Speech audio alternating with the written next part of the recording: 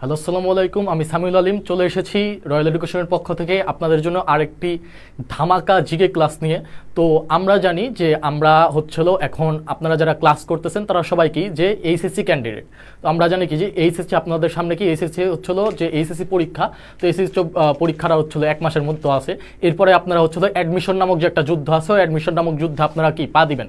তো ওই অ্যাডমিশনে যদি আপনি হচ্ছিল আর যা আমরা এখন মানবিকের আছি, মানবিক প্লাস বিভাগ পরিবর্তন, আপনি যে সেক্টর থেকে হন না কেন, সেখানে জিকে একটা গুরুত্বপূর্ণ টপিক এবং জিকে একটা গুরুত্বপূর্ণ সাবজেক্ট। তো জিকেতে ঢাকা বিশ্ববিদ্যালয়ে যে আমরা জানি ঢাকা বিশ্ববিদ্যালয়ে যে 60টা এমসিকিউ আছে তার মধ্যে 30টা এমসিকিউ কোথা থেকে আসে? জিকে থেকে। তো এই জিকে যদি আপনি শেষ 3 মাসে যদি কাভার করতে চান আপনি আসলে পারবেন না। শেষ 3 মাসে আপনি কাভার করবেন হচ্ছে হলো যে টপিকগুলো আছে, টপিক ধরে ধরে আমরা আপনাদের পড়াবো, তো ওই বিষয়গুলো কাভার করবেন। কিন্তু এখন আপনাদের কি করতে হবে যে অ্যাডমিশনের হালকা টাচে থাকতে হবে, যেমন কোশ্চেনগুলো সলভ করতে হবে। বিগত সালের যেমন ঢাবির বিগত সালের কোশ্চেন সলভ করলেন, আপনি বিসিএস এর বিগত সালের কোশ্চেন সলভ করলেন, তাহলে কি হবে যে আপনার কোশ্চেন সম্পর্কে একটা আইডিয়া হবে। আর এই কোশ্চেন সলভ করার মাধ্যমে আপনি আরও অনেক ইনফরমেশন জানবেন যেগুলো আপনার অ্যাডমিশনেও কাজে লাগবে। তো আপনারা দ্রুত লাইভটিতে জয়েন হয়ে যান। পার্টিসিপেশনটা একটু বাড়লেই আমরা আমাদের আজকের যে ক্লাসটি আছে, যে আজকে আমাদের জিকের উপর যে এক্সক্লুসিভ ক্লাস, ওই এক্সক্লুসিভ ক্লাসটা আমরা শুরু করব। তো আপনারা একটু দ্রুত আপনার বন্ধুদেরকে মেনশন করে দিন, আপনাদের বন্ধুদেরকে মেনশন করে দেন আর ক্লাসে আপনারা যুক্ত হয়ে যান। তো পার্টিসিপেশনটা একটু বাড়লে আমরা আমাদের ক্লাসটি শুরু করব। তো আমরা আজকে যে ঢাকা বিশ্ববিদ্যালয়ের যে রিসেন্টলি যে পরীক্ষাটা হইলো, যে 23-24 সেশনের যে এক্সামটা হইলো, সেই এক্সামের যে জিকে কোশ্চেন আছে, সেই জিকে কোশ্চেন যে আমরা আজকে এই কোশ্চেনগুলো আজকে আমরা সলভ করব। তো এই জিকে কোশ্চেনগুলো আমরা আজকে সলভ করবো। আপনারা একটু আপনাদের বন্ধুদেরকে মেনশন করে দেন, লাইভটাকে শেয়ার করে দেন। তো আপনার যেসব বন্ধু হচ্ছে হলো এইচএসসি যে 24 আর এই লাইভটা মেনশন করে দেন আর আপনাদের বন্ধুদের কাছে শেয়ার করে দেন। তো অনেকেই সালাম দিচ্ছেন, তারিকুল হাসান নূর সালাম দিয়েছেন, আসসালামু আলাইকুম আসসালাম ভাইয়া। তো তোমার বন্ধুদেরকে মেনশন করে দাও আর লাইভটা শেয়ার করে দাও। পার্টিসিপেশনটা একটু বাড়লেই আমরা আমাদের ক্লাসটি শুরু করে দেবো। লাইভটা শেয়ার করে দাও। আর আজকে আমরা যা যা পড়াবো এইগুলো তোমরা একটু কাইন্ডলি নোট করার ট্রাই করবে। নোট করে আমাদের যে রয়্যাল এডুকেশনের যে গ্রুপটা আছে, যে অফিসিয়াল গ্রুপটা আছে, অফিসিয়াল গ্রুপে তোমাদের নোট তোমরা যে যার মতো হচ্ছিল সাবমিট করবা, পোস্ট করবা, পোস্টে আপলোড করা হবে। যার নোট সবচেয়ে বেশি ভালো হবে তার জন্য রয়েছে আকর্ষণীয় পুরস্কার। তো একজন কমেন্ট করেছে, ভাইয়া এটা কোন ব্যাচের জন্য? এইটা এইচএসসি 24 ব্যাচের জন্যই। যে এইচএসসি 24 যে তোমরা তো এইচএসসি এক্সামের পরে তোমরা কি করবা যে অ্যাডমিশন টেস্টের জন্য যে তোমরা প্রস্তুতি নিবা, তো সেইটারই হচ্ছিল যে অ্যাডভান্স যে প্রিপারেশনটা আছে, যে অ্যাডভান্স যে প্রিপারেশন যে কোশ্চেন সলভ, সেটা আজকে আমরা এখানে করাই দিব তোমাদের। তো তোমরা তোমার বন্ধুদেরকে একটু মেনশন করে দাও, লাইভটা শেয়ার করে দাও, তাহলে আমরা ক্লাসটি শুরু করব।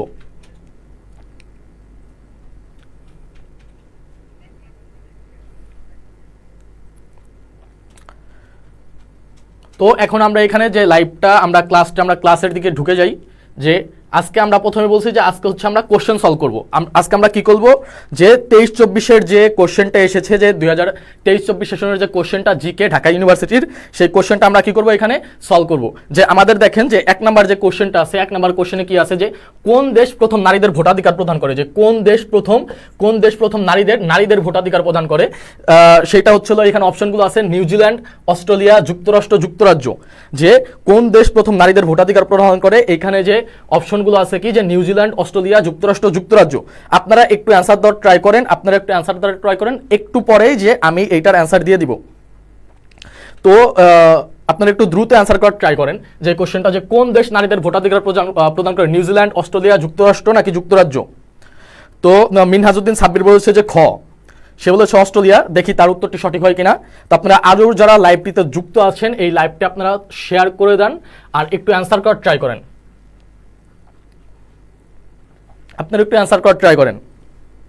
যে নসিফ আল কাফি বলেছে যে নিউজিল্যান্ড।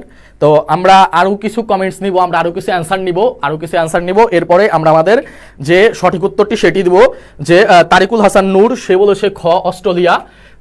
কোন দেশ প্রথম নারীদের ভোটাধিকার প্রদান করে, যে নারী সংক্রান্ত যে বিষয়গুলো আছে সেই বিষয়গুলো সকল ক্ষেত্রে অ্যাডমিশন টেস্টের জিকেতে সকল ক্ষেত্রে গুরুত্বপূর্ণ। যে আপনারা একটু অ্যান্সার করার ট্রাই করেন যে কোন দেশ প্রথম নারীদের ভোটাধিকার প্রদান করে, আপনারা একটু এটা আনসার করার ট্রাই করেন। তো এখন আমরা এখানে যে উত্তরটা আছে আমরা আমাদের উত্তরটা দেই যে প্রথম নারীদের ভোটাধিকার প্রদান করেন কে? নিউজিল্যান্ড। প্রথম নারীদের ভোটাধিকার প্রদান করে কে? নিউজিল্যান্ড। কিন্তু এইখানে হচ্ছিল একটু ডেফিনেশন দেয় যে নারীদের ভোটাধিকার হচ্ছিল প্রয়োগের প্রদানের জন্য সবার আগে যে দেশ হচ্ছিল যেটা উত্থাপিত হয় সেটা হচ্ছিল ব্রিটেনে। কিন্তু ব্রিটেন প্রথম নারীদের ভোটাধিকার দেয় না। প্রথম সে নারীদের ভোটাধিকার দেয় সে কোন দেশে? সে নারীদের ভোটাধিকার দেয় হচ্ছিল নিউজিল্যান্ডে। আর এটা কত সালে? নিউজিল্যান্ডে সে নারীদের ভোটাধিকার দেয় কত সালে? সেটা হচ্ছিল 1863 সালে। 1863 সালে। আর তৎকালীন সময়ে নিউজিল্যান্ড কি ছিল? নিউজিল্যান্ড ছিল হচ্ছিল ব্রিটেনের উপনিবেশ। যে দেখেন নারীদের ভোটাধিকার দেওয়ার জন্য যে প্রস্তাব সেটা উত্থাপিত হয়েছে বা আন্দোলন হয়েছে কোথায়? যে ব্রিটেনে। কিন্তু ব্রিটেন তখন নারীদের ভোটাধিকার না দিয়ে তারা তখন দিয়েছে কোথায়? যে ব্রিটেনের যে উপনিবেশ নিউজিল্যান্ড সেইখানে। এবং ব্রিটেনে যে এই যে ব্রিটেন যে যুক্তরাজ্য নারীদের ভোটাধিকার দেয় কত সালে? 1918 সালে। যুক্তরাজ্যের নারীদের হচ্ছিল ভোটাধিকার কে বলে দেয় কত সালে? 1918 সালে। যুক্তরাজ্য ভোটাধিকার দেয় 1918 সালে। আর যুক্তরাজ্য যে ভারতবর্ষ আছে, যে আমাদের যে ভারতবর্ষ যে ছিল তৎকালীন, যে ভারতীয় উপনিবেশ যে ছিল, যে ব্রিটেনের যে বাংলাদেশ, ভারত, পাকিস্তান, তো এইখানে তারা ভোটাধিকার দেয় কত সালে? এইখানে তারা ভোটাধিকার দেয় হচ্ছিল 1935 সালে। আর কোন আইনের মাধ্যমে? ভারত শাসন আইনের মাধ্যমে। তারা ভারত শাসন আইনের মাধ্যমে 1935 সালে হচ্ছিল ভোটাধিকার দেয়। তাহলে এখানে আমাদের কয়টি বিষয় আমাদের মনে রাখতে হবে? যে প্রথম নারীদের ভোটাধিকার দেয় হচ্ছিল কারা? নিউজিল্যান্ড। যুক্তরাজ্য নারীদের সেটা কত সালে? 1863 সালে। আর এরপরে দেয় কে? এরপরে হচ্ছিল যুক্তরাজ্য নারীদের ভোটাধিকার দেয় কত সালে? 1918 সালে। আর ভারতবর্ষে ভোটাধিকার দেয় কত সালে? দেওয়া হয় 1935 সালে। ভারতবর্ষে কত সালে দেওয়া হয়? 1935 সালে। ইভা ইসলাম বলেছে জিকের জন্য কোন বই পড়া ভালো হবে ভাইয়া? তো বুক যে লিস্টগুলো আছে, যে বুক লিস্টগুলো, এগুলো আমরা পরবর্তীতে আপনাদের দিয়ে দিব।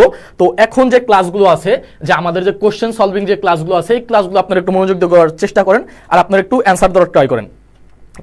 আর যে বিষয়গুলো বললাম, যে ইনফরমেশনগুলো দিলাম, আপনারা কাইন্ডলি এটা একটু নোট করার ট্রাই করবেন। তো এই বিষয়টা যদি ক্লিয়ার হয় তাহলে আমরা আমাদের পরবর্তী কোশ্চেনটিতে যাব। আপনারা একটু আমাকে এটা কনফার্ম করেন যে হ্যাঁ ভাইয়া এটা ক্লিয়ার।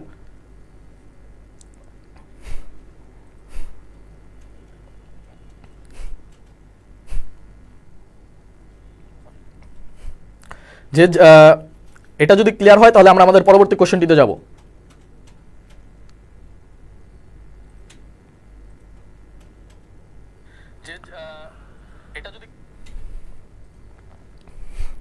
তো মিনহাজউদ্দিন সাব্বির বলেছেন হ্যাঁ সিভিক্সে আছে। তো সিভিক্স যে মৌলিক জিকের যে একটা পার্ট, যে আপনাদের যে মেইন বই আছে, যে এখন আমরা আমাদের চলে যাচ্ছে আমাদের যে পরবর্তী যে কোশ্চেনটি আছে। আমাদের পরবর্তী কোশ্চেনটি আছে যে কে বলেছিলেন যে মানুষ জন্মগতভাবে স্বাধীন কিন্তু সর্বত্রই সে শৃঙ্খলিত? যে মানুষ জন্মগতভাবে স্বাধীন তো সর্বত্রই সে শৃঙ্খলিত, এটা কে বলেছিলেন? এখানে অপশনে আছে যে Vladimir Lenin, Jean Jacques Rousseau, Karl Marx, John Locke. এটা কে বলেছিলেন? আপনারা একটু এইটা অ্যান্সার দেওয়ার চেষ্টা করেন যে মানুষ জন্মগতভাবে স্বাধীন কিন্তু সর্বত্রই সে শৃঙ্খলিত। Man is born in free but he is chain in everywhere. তো এটা ইংলিশে ছিল উক্তিটা এরকম। তো ইভা ইসলাম কমেন্ট করেছে যে জে জ্যাক রুসো। তো আপনারা একটু এটা অ্যান্সার করার ট্রাই করেন যে কে বলেছিল যে মানুষ জন্মগতভাবে স্বাধীন কিন্তু সর্বস্ব হয়েছে শৃঙ্খলিত? যে এটা কি Vladimir Lenin, Jean Jacques Rousseau, Karl Marx, John Locke? যে ইভা ইসলাম কমেন্ট করেছে জে জ্যাক রুসো। আমি আরো কিছু কমেন্টস নিব, আরো কিছু অ্যান্সার নিব, এরপরে আমরা যে এটার যে সঠিক উত্তর আর যে এক্সপ্লেনেশনটা আছে সেটা আমরা দেওয়ার চেষ্টা করব। যে আপনারা একটা জিনিস খেয়াল করেন যে আমরা প্রতিটা কোশ্চেন পড়বো এবং প্রতিটা কোশ্চেনের সাথে আমরা আরও যে কিছু ইনফরমেশন আছে, এই রিলেটেড যে ইনফরমেশনগুলো আছে, এই ইনফরমেশনগুলো আমরা জানার চেষ্টা করবো, যেটা আমাদের পরবর্তীতে কাজে লাগবে। যে এই কোশ্চেনগুলো যদি হুবহু নাও আসে, এই কোশ্চেনগুলো ইম্পর্টেন্ট, এই কোশ্চেনগুলো তো আর হুবহু আসবে না, কিন্তু এই কোশ্চেন রিলেটেড যেসব কোশ্চেনগুলো আছে সেইগুলো আমরা এখানে ক্লিয়ার করে দেওয়ার চেষ্টা করতেছি। সেখানে আমরা এটা একটু আমরা ক্লিয়ার করে দেওয়ার চেষ্টা করতেছি। আপনারা একটু এটা অ্যান্সার করার চেষ্টা করেন যে কে বলেছিল যে মানুষ জন্মগতভাবে স্বাধীন কিন্তু সে সর্বস্বই শৃঙ্খলিত? তো এখন আমরা এইটা অ্যান্সার দেওয়ার চেষ্টা করি যে এইটার অ্যান্সার হচ্ছিল জে জ্যাক রুসো। এটার অ্যান্সার কোনটা? Jean Jacques Rousseau. আর এটা কোন বিপ্লবের? এটা হচ্ছিল ফরাসি বিপ্লবের। এটা হচ্ছিল ফরাসি বিপ্লবের। এটা ফরাসি বিপ্লবের সাথে সম্পৃক্ত। আর ফরাসি বিপ্লব কত সালে হয়েছিল? আমরা জানি যে ফরাসি বিপ্লব যে হয়েছিল, ফরাসি বিপ্লব হয়েছিল যে 1789 সালে। যে ফরাসি যে বিপ্লব হয়েছিল, যে ফরাসি বিপ্লবের সাথে আসলে এটা কি সংশ্লিষ্ট? এটা কোন বিপ্লবের সাথে সংশ্লিষ্ট?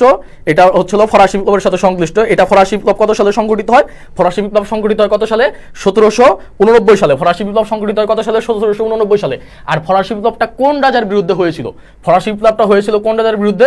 সেটা হচ্ছে কে? ষোড়শ লুই। ফরাসি বিপ্লবটা হচ্ছিল ষোড়শ লুই যে রাজা ছিল সেই রাজার বিরুদ্ধে আসলে ফরাসি বিপ্লবটা কি হয়েছিল? যে সংগঠিত হয়েছিল। আর এই যে ফরাসি বিপ্লবের ক্ষেত্রে যে কিছু যে দার্শনিক আছে, তৎকালীন যে দার্শনিকগুলো আছে, যে জ্যাক রুসো, তারপরে যে ভলতেয়ার যারা আছে, তারা হচ্ছিল তাদের লেখনির মাধ্যমে ফরাসি বিপ্লবটাকে ত্বরান্বিত করেছিল। তারা জনগণকে বুঝিয়েছিল যে না, এই যে রাজাটা যে এখন আছে সে হচ্ছে তোমাদের নির্যাতিত করছে, সে তোমাদের অধিকার থেকে বঞ্চিত করছে। তোমরা তোমাদের অধিকার যদি আদায় করতে চাও তো তোমরা জাগ্রত হও এবং এই রাজার বিরুদ্ধে কি বিপ্লব করো। তো কোন রাজার বিরুদ্ধে বিপ্লব করো? সেটা কোন রাজার বিরুদ্ধে? সেটা হচ্ছিল ষোড়শ লুইয়ের বিরুদ্ধে। আর এই যে জ্যাক রুসোর যে একটা বই আছে, বিখ্যাত বই, এই বিখ্যাত বইটা এই ফরাসি বিপ্লবের জন্যই হচ্ছিল বিখ্যাত হয়েছিল। এই বইটার নাম হচ্ছে কি? The social contract. The social contract. The social contract. এই সোশ্যাল কন্ট্রাক্ট বইয়ের একটি উক্তি হচ্ছিল যে মানুষ, যেটার বাংলা অনুবাদ করা হয়েছে, মানুষ জন্মগতভাবে স্বাধীন কিন্তু সে সর্বোচ্চকে শৃঙ্খলিত, যে সে সবসময় কারো না কারো কিসে থাকে? অধীনে থাকে।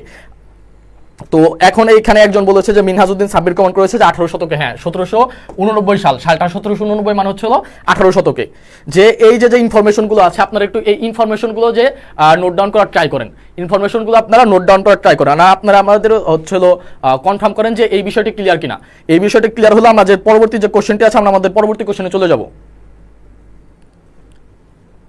কনফার্ম করেন যে এই বিষয়টি ক্লিয়ার কিনা। এই বিষয়টি ক্লিয়ার হলে যে আমরা আমাদের যে পরবর্তী যে কোশ্চেনটি আছে, যে আমরা আমাদের পরবর্তী কোশ্চেনটিতে চলে যাব। যে এখানে আমরা ক্লিয়ার করার চেষ্টা করলাম যে এইখানে যে আমাদের ইনফরমেশনগুলো মনে রাখতে হবে যে এই যে উক্তিটা আছে, এই উক্তিটা রিলেটেড কোন বিপ্লবের সাথে? ফরাসি বিপ্লবের সাথে। ফরাসি বিপ্লব কত সালে সংগঠিত হয়? 1789 সালে। আর ফরাসি বিপ্লব কোন রাজার বিরুদ্ধে হয়েছিল? ষোড়শ লুইয়ের বিরুদ্ধে হয়েছিল। আর এই ফরাসি বিপ্লবের মাধ্যমে যে বইটি হচ্ছিল, যে জ্যাক রুসোর যে বইটি হচ্ছিল বিখ্যাত হয়, সেই বইটির নাম কি? The social contract. সেই বইটির নাম কি? যে সোশ্যাল কন্ট্রাক্ট। সেই বইটির নাম কি? সেই বইটির নাম হচ্ছিল সোশ্যাল কন্ট্রাক্ট। তো এইটা যদি এখন ক্লিয়ার হয়, এই কোশ্চেনটা ক্লিয়ার হলে আমরা আমাদের যে পরবর্তী কোশ্চেন আছে এই কোশ্চেনে আমরা চলে যাব। যে এখন আমরা আমাদের যে পরবর্তী যে কোশ্চেনটি আছে, আমরা আমাদের পরবর্তী কোশ্চেনটিকে চলে যাচ্ছি। যে আমাদের যে পরবর্তী কোশ্চেন, যে নিচের কোনটি শেক্সপিয়রের রচনা নয়? আমরা জানি কি শেক্সপিয়রের রচনা নয় কোনটি? যে বিখ্যাত নাট্যকার যে শেক্সপিয়র, তো শেক্সপিয়রের রচনা নয় কোনটি? আপনারা একটু এটা আনসার দেওয়ার চেষ্টা করেন, যে এটা একটু ক্রিটিক্যাল কোশ্চেন ছিল, যে নিচের কোনটি শেক্সপিয়রের রচনা নয়। আপনারা একটু এটা অ্যান্সার দেওয়ার চেষ্টা করেন, নিচের কোনটি শেক্সপিয়রের রচনা নয়। যারা যারা লাইভটিতে যুক্ত আছেন, আপনি একটু অ্যান্সার দেওয়ার ট্রাই করেন যে নিচের কোনটি শেক্সপিয়রের রচনা নয়। এখানে অপশনে আছে যে King Lear, 12th Night, Doctor Faustus, the হচ্ছিল টেম্পেস্ট। এই চারটার মধ্যে কোনটি শেক্সপিয়রের রচনা নয়? আপনারা একটু এটা অ্যান্সার দেওয়ার চেষ্টা করেন। কমায় নিচের কোনটি শেক্সপিয়রের রচনা নয়? আপনারা এটা অ্যান্সার দেওয়ার চেষ্টা করেন যে King Lear, 12th Night, Doctor Faustus, the Tempest. কোনটি শেক্সপিয়রের রচনা নয়? তো মিনহাজউদ্দিন সাব্বির বলেছেন যে ডক্টর ফাউস্টাস, যে এইটা যেটা আছে এইটা হচ্ছিল যে শেক্সপিয়রের রচনা নয়। আয়াতুল কমেন্ট করেছে যে সি, ডক্টর ফাউস্টেস। যে আমরা আরো কিছু অ্যান্সার নিব, আমরা আরো কিছু অ্যান্সার নেওয়ার পরে আমরা আমাদের সঠিক উত্তরটি দিব। আপনারা একটু আপনার যে ফ্রেন্ডগুলো আছে, যে ফ্রেন্ডগুলোকে মেনশন দেন, লাইভটা একটু আপনারা কাইন্ডলি শেয়ার করে দেন। যে এখন আমরা আমাদের এটার অ্যান্সার দেওয়ার চেষ্টা করতেছি যে কোনটি শেক্সপিয়রের রচনা নয়। সেটা হচ্ছিল শেক্সপিয়রের রচনা, যে এখানে যে কিং লেয়ার আছে, যে কিং লেয়ার এইটাও যে শেক্সপিয়রের রচনা, 12th নাইট এটাও শেক্সপিয়রের রচনা, আর দ্য টেম্পেস্ট এটাও শেক্সপিয়রের হচ্ছিল রচনা। কিন্তু এইখানে যে ডক্টর ফাউস্টেস আছে এটা হচ্ছিল ক্রিস্টোফার মার্লো।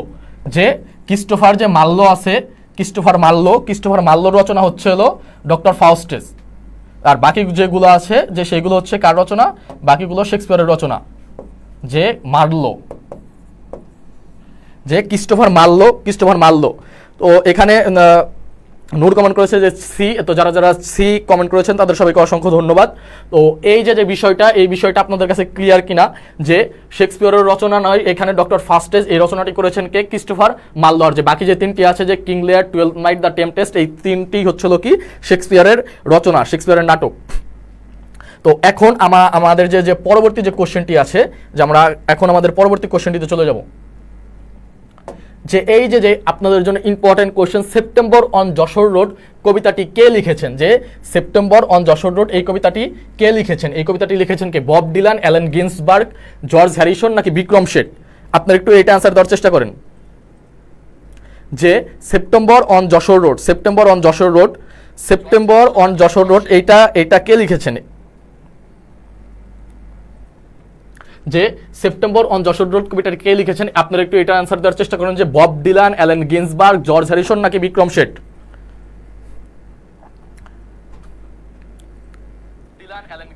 যে আমি আপনাদের এখানে বলে দিচ্ছি যে সেপ্টেম্বর অন যশোর রোড এটা হচ্ছিল যে মুক্তিযুদ্ধের পটভূমিতে রচিত একটি কবিতা, যে মুক্তিযুদ্ধের পটভূমিতে রচিত একটি কবিতা, যে মুক্তিযুদ্ধ যে কাহিনীগুলো নিয়ে। তো আপনারা একটু এটা অ্যান্সার দেওয়ার চেষ্টা করেন, সেপ্টেম্বর অন যশোর রোড কবিতাটি কে লিখেছেন? Bob Dylan, Allen Ginsberg, George Harrison নাকি বিক্রম শেঠ? তো আমরা এখন এই যে সেপ্টেম্বর অন যশোর রোড কবিতাতে কে লিখেছেন এইটার আমরা অ্যান্সার একটু দেওয়ার চেষ্টা করব। এইটার অ্যান্সার হচ্ছে হলো অ্যালেন গিন্সবার্গ। যে সেপ্টেম্বর অন যশোর রোড এইটার অ্যান্সার হচ্ছে কি? এটার অ্যান্সার হচ্ছে হলো অ্যালেন গিন্সবার্গ। আর অ্যালেন গিন্সবার্গ হচ্ছিল তৎকালীন যে সে ছিল কি? সে হচ্ছিল ইউএসএর, সে ছিল ইউএসএ, যে আমেরিকার যে নাগরিক, সে হচ্ছে ভারতের একজন কবি, যে এই ভারতীয় উপমহাদেশের একজন কবি, যে সুনীল গঙ্গোপাধ্যায়, তার যে আমন্ত্রণে, ভারতের একজন কবি সুনীল গঙ্গোপাধ্যায় তার আমন্ত্রণে সে হচ্ছিল এই দেশে ভ্রমণ করতে এসেছিল। তো এই দেশে সে যখন মুক্তিযুদ্ধের যে কাহিনীগুলো দেখে, এই কাহিনীগুলো দেখার পরে সে তার দেশে গিয়ে 152 লাইনের একটি কবিতা লেখে, সেইটা হচ্ছে এই সেপ্টেম্বর অন যশোর রোড। 152 লাইনের একটি কবিতা লেখে, যে সেইটা হচ্ছিল কি? এই সেপ্টেম্বর অন যশোর রোড। এই যশোর রোড কোনটা? যে ভারত বেনাপোল, আমাদের যে বেনাপোলের যে রাস্তাটা আছে, যে হাইওয়ে, তো এইটার নামে যে যে সেপ্টেম্বর অন যশোর রোড, সেইটা হচ্ছে হলো 152 লাইনের একটি কবিতা। আপনারা এটা মনে রাখবেন। যে ফাইম মুনতাসির কমেন্ট করেছে ইউএস এর ফুল মিনিং জানি না ভাইয়া, যে ইউনাইটেড স্টেটস অফ আমেরিকা। যে অ্যালেন গিন্সবার্গ ছিলেন হচ্ছে হলো আমেরিকার একজন যে লেখক, সে ভারতীয় উপমহাদেশের যে একজন লেখক আছে যে সুনীল গঙ্গোপাধ্যায়, তার আমন্ত্রণে এই দেশে এসেছিলেন। যখন সে মুক্তিযুদ্ধের যে কাহিনীগুলো প্রত্যক্ষ করলেন, সেই কাহিনীর উপর ভিত্তি করে আমেরিকাতে গিয়ে সে 152 লাইনের যে একটা কবিতা লেখেন, সেইটা হচ্ছে সেপ্টেম্বর অন যশোর রোড। সেইটা হচ্ছে কি? যে সেপ্টেম্বর অন যশোর রোড। যে এই যে বিষয়টা, এই বিষয়টা আপনাদের কাছে ক্লিয়ার কিনা? আর এইখানে যদি আমরা অপশন থেকে বলি যে এখানে বব ডিলান আর যে জর্জ হ্যারিসন আছে, এরা হচ্ছিল যে কনসার্ট ফর বাংলাদেশ।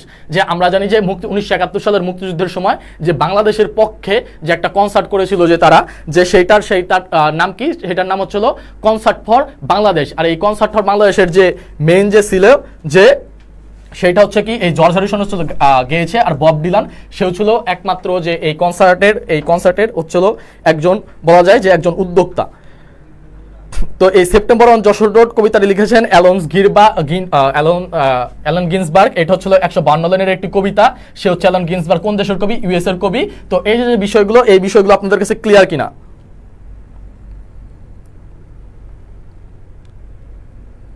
যদি এই বিষয়গুলো যদি ক্লিয়ার হয়, তাহলে আমরা আমাদের যে পরবর্তী যে কোশ্চেনটি আছে, আমরা আমাদের পরবর্তী কোশ্চেনটিতে চলে যাব। যে এখন আমরা আমাদের যে পরবর্তী যে কোশ্চেনটি আছে, আমরা আমাদের পরবর্তী কোশ্চেনটিতে চলে যাই।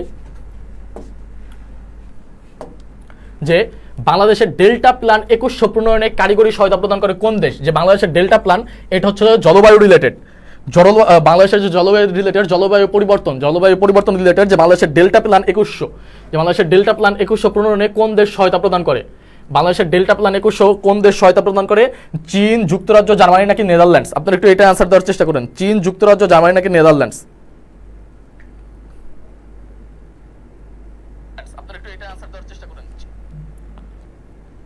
যে চীন, যুক্তরাষ্ট্র, জার্মানি নাকি নেদারল্যান্ডস?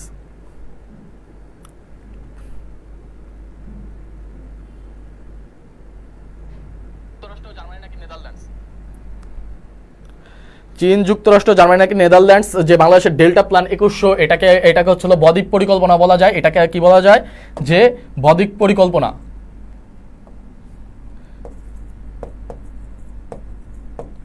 যে বদ্বীপ পরিকল্পনা। 2100, যে বদ্বীপ পরিকল্পনা 2100, যে মিনহাজউদ্দিন সাব্বির কমেন্ট করেছে যে নেদারল্যান্ডস। তো এখন আমরা সঠিক উত্তরটি জানবো যে বাংলাদেশের ডেল্টা প্ল্যান 2100 প্রণয়নে কারিগরি সহায়তা প্রদান করে কোন দেশ, সেটা হচ্ছিল নেদারল্যান্ডস কারিগরি সহায়তা প্রদান করে। আর এই ডেল্টা প্ল্যান 2100 হচ্ছিল 2100 সালের মধ্যে যে বাংলাদেশের যে জলবায়ু যে পরিবর্তিত হবে, জলবায়ু পরিবর্তিত হলে বাংলাদেশ এই জলবায়ু পরিবর্তনের যে ক্ষয়ক্ষতি, এই ক্ষয়ক্ষতি থেকে নিজেকে কীভাবে বাঁচিয়ে রাখতে পারে সেটার একটা পরিকল্পনা। এই পরিকল্পনা কারিগরি সহায়তা প্রদান করতেছে কোন দেশ, সেটা হচ্ছিল কারিগরি সহায়তা প্রদান করতেছে কে, নেদারল্যান্ডস। এটার কারিগরি সহায়তা প্রদান করতেছে নেদারল্যান্ডস। যে এখন আমরা আমাদের যে পরবর্তী যে কোশ্চেনটি আছে, আমরা আমাদের পরবর্তী কোশ্চেনটিতে এখন চলে যাব। আমাদের পরবর্তী কোশ্চেনটি কি? আমাদের পরবর্তী কোশ্চেনটি হচ্ছিল বাংলাদেশের মুক্তিযুদ্ধের পটভূমিতে নির্মিত ধীরে বহে মেঘনা চলচ্চিত্রের পরিচালককে। খুব ইম্পর্টেন্ট একটি কোশ্চেন, যে ধীরে বহে মেঘনা চলচ্চিত্রের পরিচালককে। ধীরে বহে মেঘনা চলচ্চিত্রের পরিচালক কে? যে আলমগীর কবির, খান আতাউর রহমান, হুমায়ুন আহমেদ, সুভাষ দত্ত। এই চলচ্চিত্রটির পরিচালক কে? যে ধীরে বহে মেঘনা চলচ্চিত্রটির পরিচালক কে? এখানে আমাদের যে অপশনগুলো আছে, আমাদের অপশনগুলো আছে কি, যে আলমগীর কবির, খান আতাউর রহমান, হুমায়ুন আহমেদ, সুভাষ দত্ত। যে ধীরে বহে মেঘনা চলচ্চিত্রটির পরিচালক কে? আলমগীর কবির, খান আতাউর রহমান, হুমায়ুন আহমেদ নাকি সুভাষ দত্ত? আপনারা একটু অ্যান্সার করার চেষ্টা করেন দ্রুত, আপনারা একটু দ্রুত অ্যান্সার করার চেষ্টা করেন। যে ধীরে বহে মেঘনা এটা কি? এটা হচ্ছিল মুক্তিযুদ্ধ ভিত্তিক একটি চলচ্চিত্র। ধীরে বহে মেঘনা মুক্তিযুদ্ধের পটভূমিতে নির্মিত একটি চলচ্চিত্র, ধীরে বহে মেঘনা। যে মিনহাজউদ্দিন যে সাব্বির সে কমেন্ট করেছে যে এ আলমগীর কবির।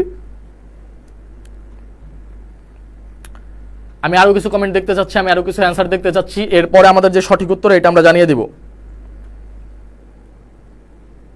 আমাদের যে সঠিক উত্তর আমরা এটা একটু জানিয়ে দেব। যে এখানে তাজরিকুল হাসান নূর কমেন্ট করেছে যে এ।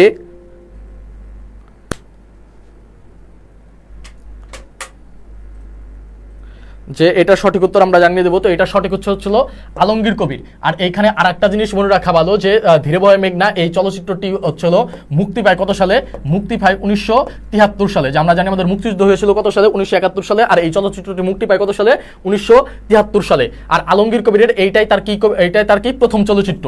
আলমগীর কবিরের প্রথম চলচ্চিত্র ছিল এই ধীরে বহে মেঘনা। কার প্রথম চলচ্চিত্র? যে পরিচালকের প্রথম চলচ্চিত্র ছিল ধীরে বহে মেঘনা। আর এই ধীরে বহে মেঘনা তৎকালীন যে দক্ষিণ এশিয়ার সেরা 10 চলচ্চিত্রের মধ্যে যে একটা ছিল ওই ধীরে বহে মেঘনা। যে আমরা যদি বলি যে দক্ষিণ এশিয়ার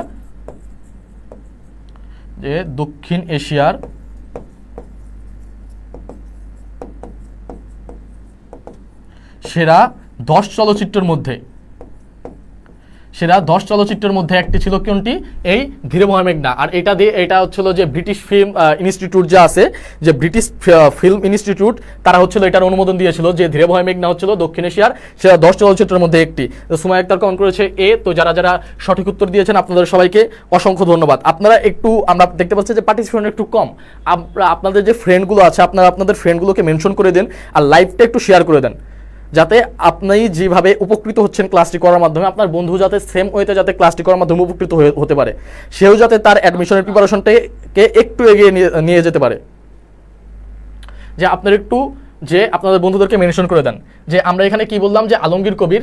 তো আলমগীর কবির হচ্ছিল তার প্রথম চলচ্চিত্র ছিল ধীরে বহে মেঘনা। এই চলচ্চিত্রটি কত সালে? 1973 সালে মুক্তি পায়। আর এটা দক্ষিণ এশিয়ার যে সেরা 10 চলচ্চিত্র, সেই সেরা 10 চলচ্চিত্রের মধ্যে একটি ছিল কোনটি?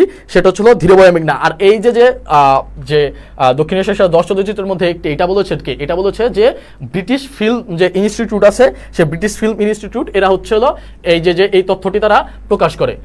এখন যে আমাদের যে পরবর্তী যে কোশ্চেন আছে, আমরা আমাদের পরবর্তী কোশ্চেনে চলে যাব। 1971 সালের মুক্তিযুদ্ধের সময় জাতিসংঘের কোন দেশ বাংলাদেশের পক্ষে ভেটো প্রদান করেন? যে 1971 সালে যে মুক্তিযুদ্ধের সময় জাতিসংঘের কোন দেশ বাংলাদেশের পক্ষে ভেটো প্রদান করেন? এইখানে আছে কোনটি? যে ফ্রান্স, যুক্তরাজ্য, যুক্তরাষ্ট্র, ইউনিয়ন অফ সোভিয়েত সোশ্যালিস্ট রিপাবলিকস। যে বাংলাদেশের কোন দেশ যে বাংলাদেশের পক্ষে জাতিসংঘের কোন দেশ যে ভেটো প্রদান করে? যে আমরা জানি যে জাতিসংঘের যে স্থায়ী যে 5টি সদস্য রাষ্ট্র আছে, জাতিসংঘের স্থায়ী 5টি সদস্য কি? ইউএসএ, ইউকে, ফ্রান্স, আর ওদিকে কি আছে? যে চীন, আর হচ্ছিল রাশিয়া বা যেটার তৎকালীন নাম ছিল কোনটি? Soviet union. এই 5টি রাষ্ট্রের শুধু কি ভেটো প্রদান ক্ষমতা আছে। আর ভেটো অর্থ কি? আমরা জানি কি যে ভেটো অর্থ হচ্ছিল আমি মানি না। ভেটো অর্থ হচ্ছিল আমি মানি না, আমি মানি না। ভেটো হচ্ছে একটি ল্যাটিন ওয়ার্ড, এটার অর্থ কি যে আমি মানি না। তো জাতিসংঘের একটি নিয়ম হচ্ছে যে যদি কোনো একটা প্রস্তাব যদি উত্থাপিত হয়, যদি এই 5টি রাজ্যের মধ্যে যে কোনো একটা রাষ্ট্র যদি ভেটো প্রদান করে, তখন ওই প্রস্তাবটি আর জাতিসংঘে কোনো কার্যকর হয় না বা ওই প্রস্তাবটি আর কোনো ভ্যালু গ্রহণ করে না। তো এখানে মিনহাজউদ্দিন সাবির কমেন্ট করেছে যে Union of Soviet Socialist Republic, যে Union of Soviet Socialist Republic. আমি আরও কিছু কমেন্ট দেখতে চাচ্ছি, আপনারা দ্রুত একটু কমেন্ট করার চেষ্টা করেন।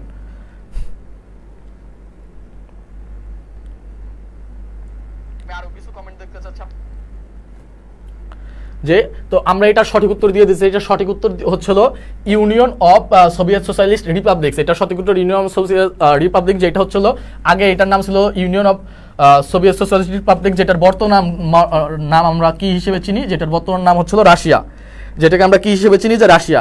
যে রাশিয়া হচ্ছে হলো জাতিসংঘে বাংলাদেশের পক্ষে ভেটো প্রদান করে। যে আমরা জানি তৎকালীন ইউএসএ যে যুক্তরাষ্ট্র, এখানে যে যুক্তরাষ্ট্র ছিল কার পক্ষে, যুক্তরাষ্ট্র ছিল পাকিস্তানের পক্ষে। যুক্তরাষ্ট্র কার পক্ষে ছিল, যে পাকিস্তানের পক্ষে। আর যে পাকিস্তানের পক্ষে, আর সে চাচ্ছিল যে সে হচ্ছিল জাতিসংঘে যুদ্ধ বন্ধের বা যুদ্ধবিরতির একটা প্রস্তাব উত্থাপিত করে।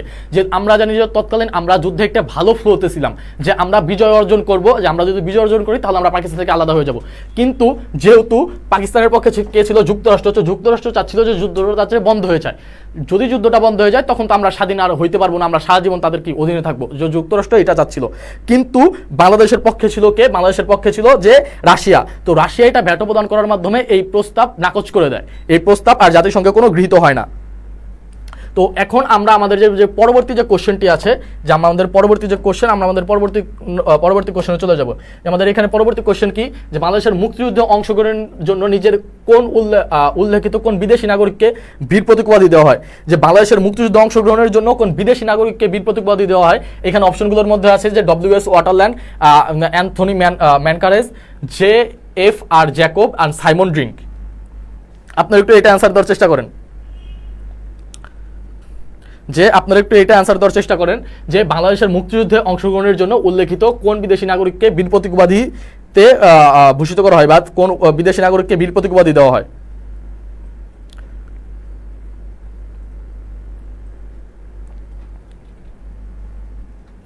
আপনারা একটু এটা অ্যান্সার দেওয়ার চেষ্টা করেন যে কোন বিদেশি নাগরিককে যে বীর প্রতীক উপাধি দেওয়া হয়। তো আমরা এইখানে যে কিছু কমেন্টস নিব, আমরা কিছু অ্যান্সার নিব, এরপর আমাদের যে সঠিক উত্তরটি আছে আমরা সঠিক উত্তরটি দিয়ে দিব।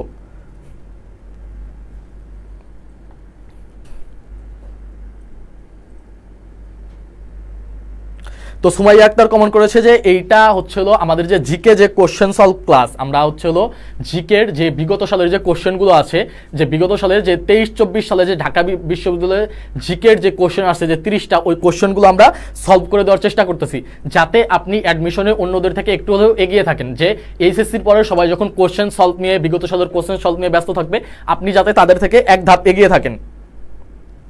মিনহাজউদ্দিন সাগর বলেছে ক বা গ থেকে যে কোনো একটা হবে। তো আপনি স্পেসিফিকভাবে বলেন, যে আপনারা একটু অ্যান্সার দেওয়ার চেষ্টা করেন। আপনার ভুল হলে আপনারা এখানে কেউ কোনো ধরনের পানিশমেন্ট দিবে না, আপনি ভুল হওয়ার মাধ্যমেই শিখবেন। তো যারা লাইভটিতে যুক্ত আছেন, আপনি একটু অ্যান্সার দেওয়ার ট্রাই করেন। যে একজন কমেন্ট করেছে খ হতে পারে,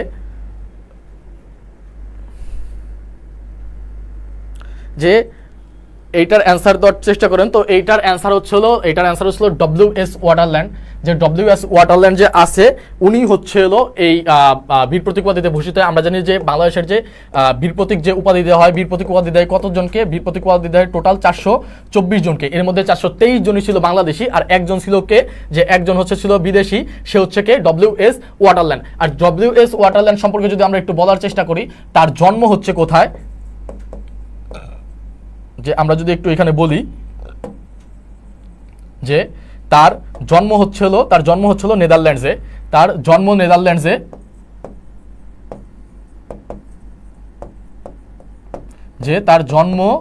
নেদারল্যান্ডসে, কিন্তু তিনি হচ্ছিল কোন দেশের নাগরিক, যদি নাগরিক হিসাব করা হয় যে তিনি কোন দেশের নাগরিক, সেটা হলো অস্ট্রেলিয়া। তার জন্ম নেদারল্যান্ডসে, কিন্তু সে হচ্ছিল কোন দেশের নাগরিক? সে হচ্ছিল অস্ট্রেলিয়ার নাগরিক। এমডি রুমন খান কমেন্ট করেছে যে এ, তো আপনার উত্তর সঠিক হয়েছে যে তিনি কোন দেশের নাগরিক ছিলেন? তিনি নাগরিক ছিলেন হচ্ছিল অস্ট্রেলিয়া, কিন্তু তার জন্ম কোথায়? তার জন্ম হচ্ছিল নেদারল্যান্ডসে। আর তৎকালীন WS ওয়াটারল্যান্ড ছিলেন যে আমাদের যে বাটা যে আছে বহুজাতিক যে জুতার কোম্পানি বাটা, তো এই বহুজাতিক জুতার কোম্পানি বাটার যে বাংলাদেশের যে নির্বাহী পরিচালক ছিল সে হচ্ছিল WS ওয়াটারল্যান্ড। সে তৎকালীন কে ছিল? বাংলাদেশে ছিল। কিন্তু 25শে মার্চে গণহত্যা যে সে যখন নিজে প্রত্যক্ষ করেছে গণহত্যা প্রত্যক্ষ করার পরে তার মধ্যে একটা চেতনা জাগৃত হয়েছে বা সে ইচ্ছা পোষণ করেছে যে না, আমি এই যে তারা যে নির্মম বাঙালিকে হত্যা করছে, যে আমি তাদের বিরুদ্ধে যুদ্ধ করব। সে এই দেশে থেকে সে যুদ্ধ অংশগ্রহণ করে এবং তার যে এই সাহসিকতার স্বীকৃতি স্বরূপ তাকে বীর প্রতীক উপাধিতে ভূষিত করা হয়। তাকে কোন উপাধিতে ভূষিত করা হয়? বীর প্রতীক উপাধিতে ভূষিত করা হয়। আর এইখানে যে আর একটা গুরুত্বপূর্ণ ব্যক্তির নাম আছে, সে হচ্ছে কি সাইমন ড্রিং। সাইমন ড্রিং ছিলেন যে ওই সাংবাদিক যে কিনা সর্বপ্রথম গণহত্যার খবর যে বিদেশি যে নাগরিকগুলো আছে, যে বিদেশি সংবাদ মাধ্যম বা বহির্বিশ্বের কাছে সর্বপ্রথম সাইমন ড্রিং যে এই গণহত্যার যে তথ্যটি সেটা প্রকাশ করেন যে এই পুরো পাকিস্তান নামক এটা জায়গায় এখানে নিরস্ত বাঙালি যে শিশু, নারী, পুরুষ সবাইকে নির্বিচারে হত্যা করছে যে একটা শোষক গোষ্ঠী। এইটা হচ্ছে সাইমন ড্রিং সর্বপ্রথম বিদেশি যে সংবাদ মাধ্যমগুলো যে বহির্বিশ্ব আছে তাদের কাছে সর্বপ্রথম এই সাইমন ড্রিং তুলে ধরেন। তো এই যে বিষয়গুলো, যে এই বিষয়গুলো আপনাদের কাছে ক্লিয়ার কিনা, এই বিষয়গুলো যদি আপনাদের কাছে ক্লিয়ার হয় তাহলে আমাদের যে পরবর্তী যে কোশ্চেন আছে, আমরা আমাদের পরবর্তী যে কোশ্চেন আছে পরবর্তী কোশ্চেনটিতে চলে যাব।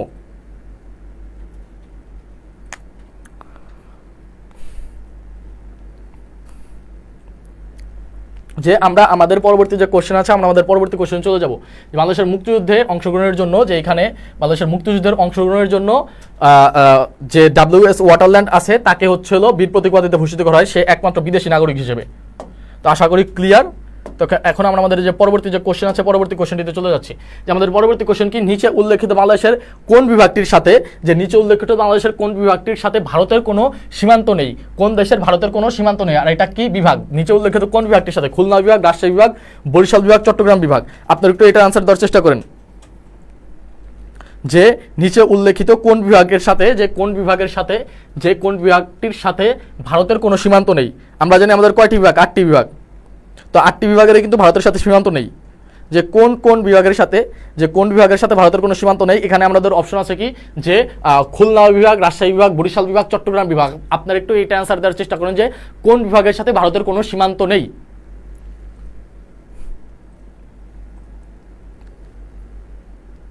তো মিনহাজউদ্দিন সারোয়ার বলেছেন যে সি হবে, বরিশাল বিভাগ। দেখি আমরা আরো কিছু সাব্বির, তো আমরা আরো কিছু অ্যান্সার নেওয়ার চেষ্টা করব।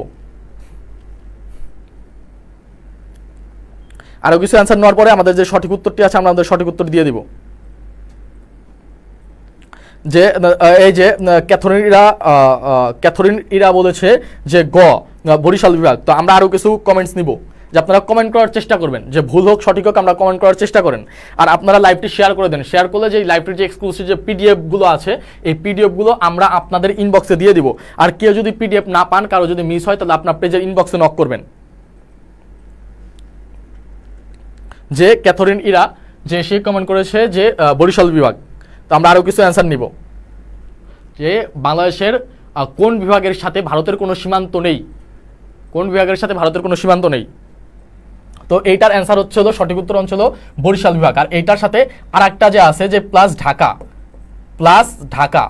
যে ঢাকা আর বরিশাল, যে আমাদের যে 8টি বিভাগ আছে, যে এই 8টি বিভাগের মধ্যে টোটাল হচ্ছে হলো যে 6টি বিভাগ আছে। 6টি বিভাগের সম্পর্ক আছে কার সাথে? যে ভারতের সাথে সীমান্তবর্তী সম্পর্ক আছে, কিন্তু 2টি বিভাগের সম্পর্ক নাই। একটা সেটা কোনটা? ঢাকা আর বরিশাল। তাহলে এই দুইটা হচ্ছে হলো মনে রাখবেন যে আমাদের হচ্ছে হলো 2টি বিভাগের সাথে ভারতের কোনো সম্পর্ক নাই। সেটা হচ্ছে কি, একটা হচ্ছে ঢাকা বিভাগ, আর একটা কোনটি বিভাগ, আর একটা হচ্ছে হলো বরিশাল বিভাগ। ঢাকা বিভাগের সাথে ভারতের কোনো সম্পর্ক নেই, বরিশাল বিভাগের সাথে কার সম্পর্ক নেই? ভারতের কোনো সম্পর্ক নেই। তো এই কোশ্চেনগুলো আপনার কাছে ক্লিয়ার কিনা, এই তথ্যগুলো ক্লিয়ার কিনা? তাহলে আমরা আমাদের যে পরবর্তী কোশ্চেন আছে সেটিতে চলে যাব।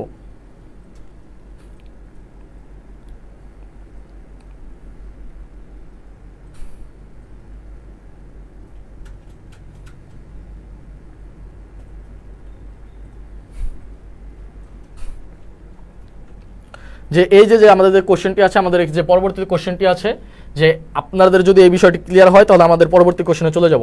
তো আশা করি ক্লিয়ার। এখন আমাদের যে পরবর্তী কোশ্চেন আছে, যে 10 নম্বর কোশ্চেন, এটাতে আমরা চলে যাচ্ছি। যে বিশ্বের সবচেয়ে পুরাতন সংবাদ সংস্থা কোনটি?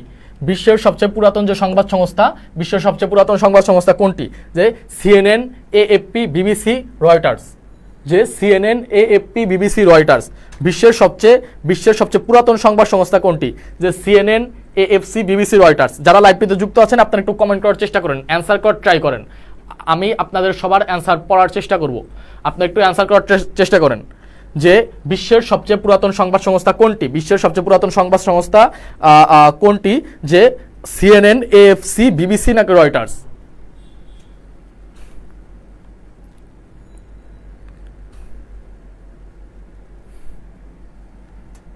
বিশ্বের সবচেয়ে পুরাতন সংবাদ সংস্থা কোনটি? আপনারা একটু এটা আনসার দেওয়ার চেষ্টা করেন।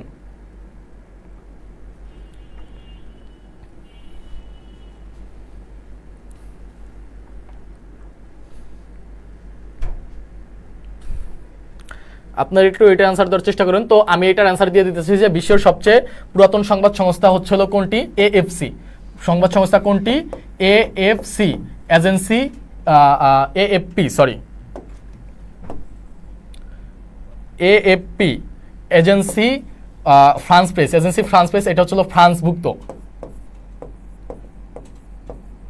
হচ্ছে ফ্রান্সের একটি সংবাদ সংস্থার। এইটা হচ্ছিল 835 খ্রিস্টাব্দে, 835 খ্রিস্টাব্দ থেকে এই সংবাদ সংস্থাটি চলে আসছে, যে এএফপি এজেন্সি ফ্রান্স প্রেস। আর এখানে যে আরো যে ইম্পর্টেন্ট যেটা আছে সেটা হচ্ছিল ইউএসএর, এটা হচ্ছিল ইউএসএর সিএনএন হচ্ছিল কেবল নিউজ নেটওয়ার্ক, এটা হচ্ছিল ইউএসএ ভিত্তিক যে সিএনএন কেবল নিউজ নেটওয়ার্ক। আর যে বাকি যে দুইটা আছে এটা কোনটি?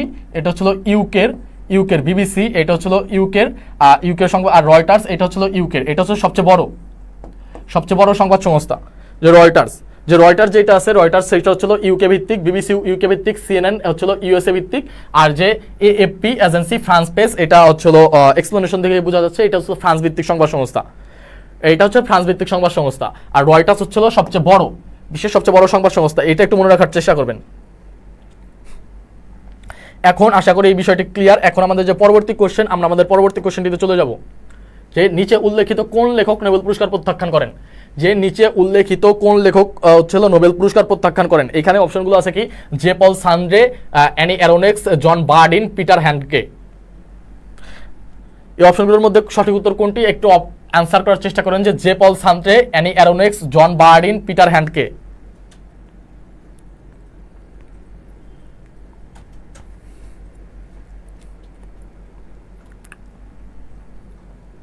যে নোবেল পুরস্কার প্রত্যাখ্যান করেন হচ্ছে হলো নিচের কোন ব্যক্তি? জে পল সান্ড্রে, অ্যানি অ্যারোনেক্স, জন বার্ডিন, পিটার হ্যান্ডকে। এটা সঠিক উত্তর দেওয়ার চেষ্টা করেন।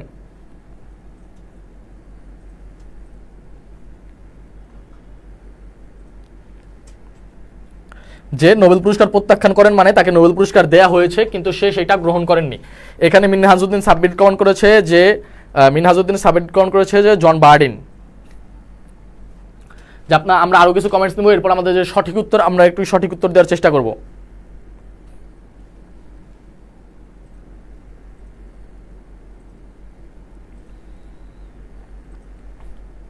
যে ক্যাথরিন ইরা সে কমেন্ট করেছে যে সি, জন বার্ডিন। তো এখন হচ্ছে আমরা আমাদের যে সঠিক উত্তরটি দিয়ে দেই। সঠিক উত্তর হচ্ছিল কি? যে জে পল সান্ড্রে। সঠিক উত্তর কোনটি? আমাদের সঠিক উত্তর হচ্ছিল জে পল সান্ড্রে। আর সে হচ্ছিল ফ্রান্সের একজন কবি, ফ্রান্সের একজন লেখক ছিলেন। আর 1964 সালে তাকে নোবেল পুরস্কারে ভূষিত করা হয়। 1964 সালে তাকে নোবেল পুরস্কারে ভূষিত করা হয়, কিন্তু সে এই পুরস্কারটি নেননি। তার হচ্ছিল এই নানের পেছনে তার যুক্তিটা এমন ছিল যে সে হচ্ছিল জনগণের কবি বা সে হচ্ছে জনগণের লেখক। সে যদি কোনো একটা প্রতিষ্ঠান, তো নোবেল পুরস্কার যে দেয় এটা কি কোনো একটা প্রতিষ্ঠান, তো কোনো একটা প্রতিষ্ঠানের কাছ থেকে যদি সে কোনো পুরস্কার গ্রহণ করে সে হয়তোবা ওই প্রতিষ্ঠানের লেখকরা প্রতিষ্ঠানের কবি হয়ে যেতে পারে। তো এই যে তার যে ধারণা, তার যে মনোভাব, এই মনোভাব থেকে সে তার কোনো সারা জীবনে কোনো ধরনের পুরস্কার গ্রহণ করেনি। তারই প্রেক্ষিতে 1964 সালে যে তাকে নোবেল পুরস্কারে ভূষিত করা হয়, তাও সে নোবেল পুরস্কারটা গ্রহণ করেনি, প্রত্যাখ্যান করেছেন। তার নাম কি? জে পল সান্ড্রে। আর সে হচ্ছিল কোন দেশের? ফ্রান্সের। কোন দেশের লেখক? সে ফ্রান্সের লেখক। তো এখন যে আমাদের যে পরবর্তী যে কোশ্চেন আছে, যে আমরা আমাদের পরবর্তী কোশ্চেনে চলে যাব। যে নিচে উল্লেখিত বাংলাদেশ সরকারের কোন মডেলটি জাতিসংঘে স্বীকৃত হয়েছে? যে নিচে উল্লেখিত বাংলাদেশের কোন মডেলটি জাতিসংঘে স্বীকৃত হয়েছে? যে আশ্রয়কেন্দ্র প্রকল্প, community clinic, Rooppur nuclear power plant, smart Bangladesh. যে জাতিসংঘে স্বীকৃত হয়েছে কোনটি? নিচে উল্লেখিত বাংলাদেশ সরকারের কোন মডেলটি জাতিসংঘে স্বীকৃত হয়েছে? আপনারা একটু এটা অ্যান্সার দেওয়ার চেষ্টা করেন। নিচে উল্লেখিত কোন মডেলটি, বাংলাদেশের কোন মডেলটি জাতিসংঘে স্বীকৃত হয়েছে?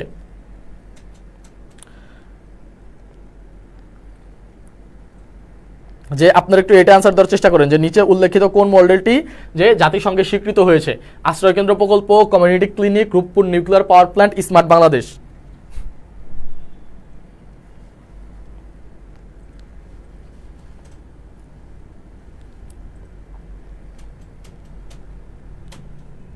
তো এখন আমরা যে এটার যে সঠিক উত্তর, আমরা এটার সঠিক উত্তর দেওয়ার চেষ্টা করব। দেখি আপনারা কে কি কমেন্ট করেছেন।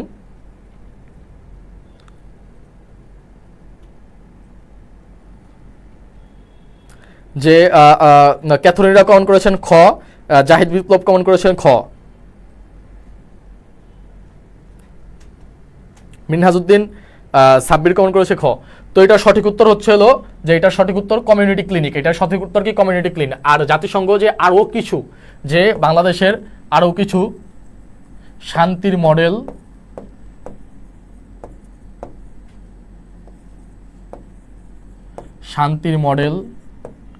শান্তির সংস্কৃতি, টেকসই উন্নয়ন লক্ষ্যমাত্রা,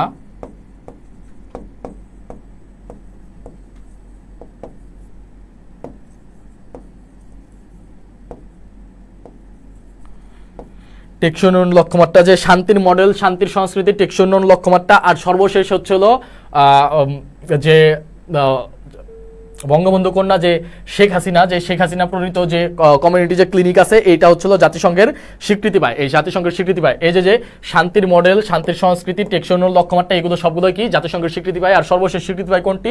যে কমিউনিটি যে ক্লিনিক যে আছে, যে সেটা হচ্ছিল জাতিসংঘের স্বীকৃতি পায়, জাতিসংঘ স্বীকৃতি দিয়েছে এই মডেলটিকে। তো এই কোশ্চেনটা আপনাদের কাছে ক্লিয়ার কিনা? এই কোশ্চেনটা যদি ক্লিয়ার হয় তাহলে আমাদের পরবর্তী যে কোশ্চেন আছে, আমরা পরবর্তী কোশ্চেনটিতে চলে যাব।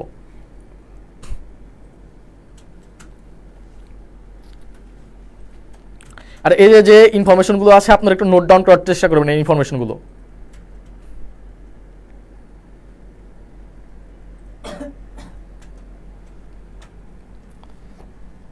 তো এখন যে আমাদের যে পরবর্তী কোশ্চেন, এখানে পরবর্তী কোশ্চেনটিতে আমরা চলে যাচ্ছি যে ইসরায়েলে পরিচিত হামাসের সাম্প্রতিক অপারেশনের নাম কি? এটা রিসেন্ট কোশ্চেন। যে ইসরায়েলে পরিচালিত হামাসের সাম্প্রতিক অপারেশনের নাম কি? যে ইসরায়েলে পরিচিত হামাসের সাম্প্রতিক অপারেশনের নাম কি? যে আমাদের এক্সামটা জানি, যে আমরা এক্সামটা হয়েছিল 23 ফেব্রুয়ারি। তো ওই সময় যে সাম্প্রতিক যে অপারেশনটা হয়েছিল ইসরায়েলের উপর, যে হামাস যে আছে, যে হামাসের যে সাম্প্রতিক অপারেশনের নাম কি? আপনারা একটু এইটা অ্যান্সার দেওয়ার চেষ্টা করেন। যে ইসরায়েলে অবস্থিত ইসরায়েলে পরিচালিত হামাসের সাম্প্রতিক অপারেশনের নাম কি? যে Operation Al Aqsa Flood, Operation Joint Elephant, Operation Eagle Claw, Operation Guardian of the Walls. এইটার যে সঠিক উত্তর কোনটি? আপনারা একটু অ্যান্সার করতে চেষ্টা করেন। তো মিনহাজউদ্দিন সাব্বির কমেন্ট করেছে ক, ক্যাথরিন ইরা কমেন্ট করেছে যে ক, অপারেশন আল-আকসা ফ্লাড। তো এইটা সঠিক উত্তর হচ্ছিল ক, অপারেশন আল-আকসা ফ্লাড। আর এইটা কত তারিখে যে হামাস আক্রমণ করে? কত তারিখে হামাস আক্রমণ করা হচ্ছিল? 7 অক্টোবর। হামাস কত তারিখে আক্রমণ করে ইসরায়েলে? হামাস ইসরায়েলে আক্রমণ করেন হচ্ছিল কোথায়? যে কত তারিখে? 7 অক্টোবর। আর এইটার ফাইট ব্যাক হিসেবে বা এইটার যে প্রত্যুত্তর হিসেবে যে ইসরায়েল আবার গাজায় আক্রমণ কত সালে? যে 8 অক্টোবর। ইসরায়েল গাজায় আক্রমণ কত সালে? যে ইসরায়েল আবার গাজায় আক্রমণ করে 8 অক্টোবর। যে ইসরায়েল যে গাজায় আক্রমণ করেছিল, যে সেইটার হচ্ছে হলো, যে এইটার নাম কি? সেইটা কি নামে পরিচিত? যে এটা তো পরিচিত যে অপারেশন আল-আকসা ফ্লাড নামে। যে ইসরায়েল যে আক্রমণ করেছিল সেটা কি নামে পরিচিত? সেটা হচ্ছিল অপারেশন,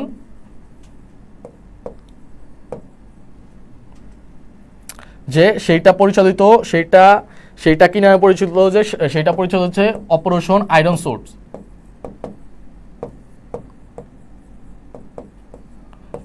আর এই আক্রমণ যে করেছিল, যে 7 অক্টোবর যে হামাস যে আক্রমণ করেছিল, তো হামাস হচ্ছিল যে এই আক্রমণটা করেছিল যে অপারেশন আল আকসা ফ্লাড নামে যেটি পরিচিত।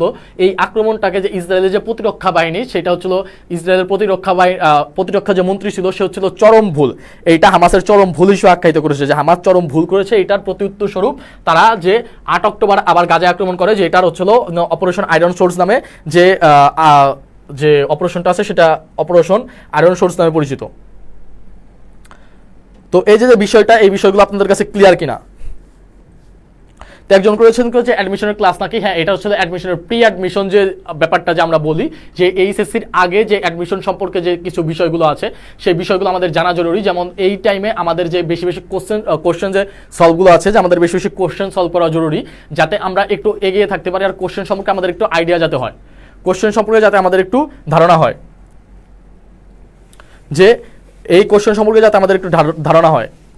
যে আমাদের যে ঢাকা ইউনিভার্সিটির যে বি ইউনিট আছে, যে আপনাদের যে মানবিকের যে ইউনিটটা আছে, আর বি ইউনিট এখন কি মানবিক প্লাস বিভাগ পরিবর্তন, তো এই বিভাগ পরিবর্তনে যে 30 মার্কস আছে জিকে, তো এই জিকে যে 30 মার্ক আছে, যে 30 মার্ক আপনাদের জন্য যে খুবই বেশি গুরুত্বপূর্ণ, আপনার চান্স পাওয়ার ক্ষেত্রে এই জিকেটা আপনাকে লাগবেই।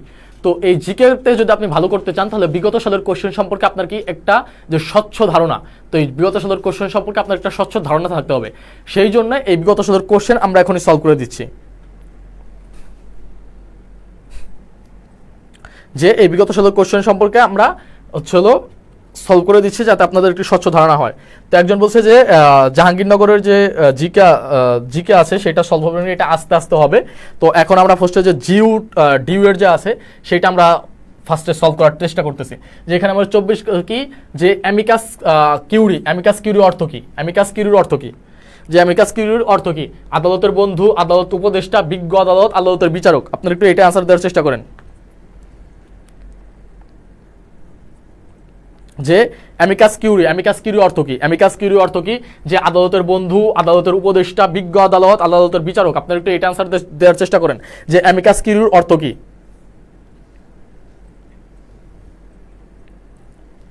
অ্যামিকাস কিউরির অর্থ কি? আদালতের বন্ধু, আদালতের উপদেষ্টা, যে বিজ্ঞ আদালত, আদালতের বিচারক।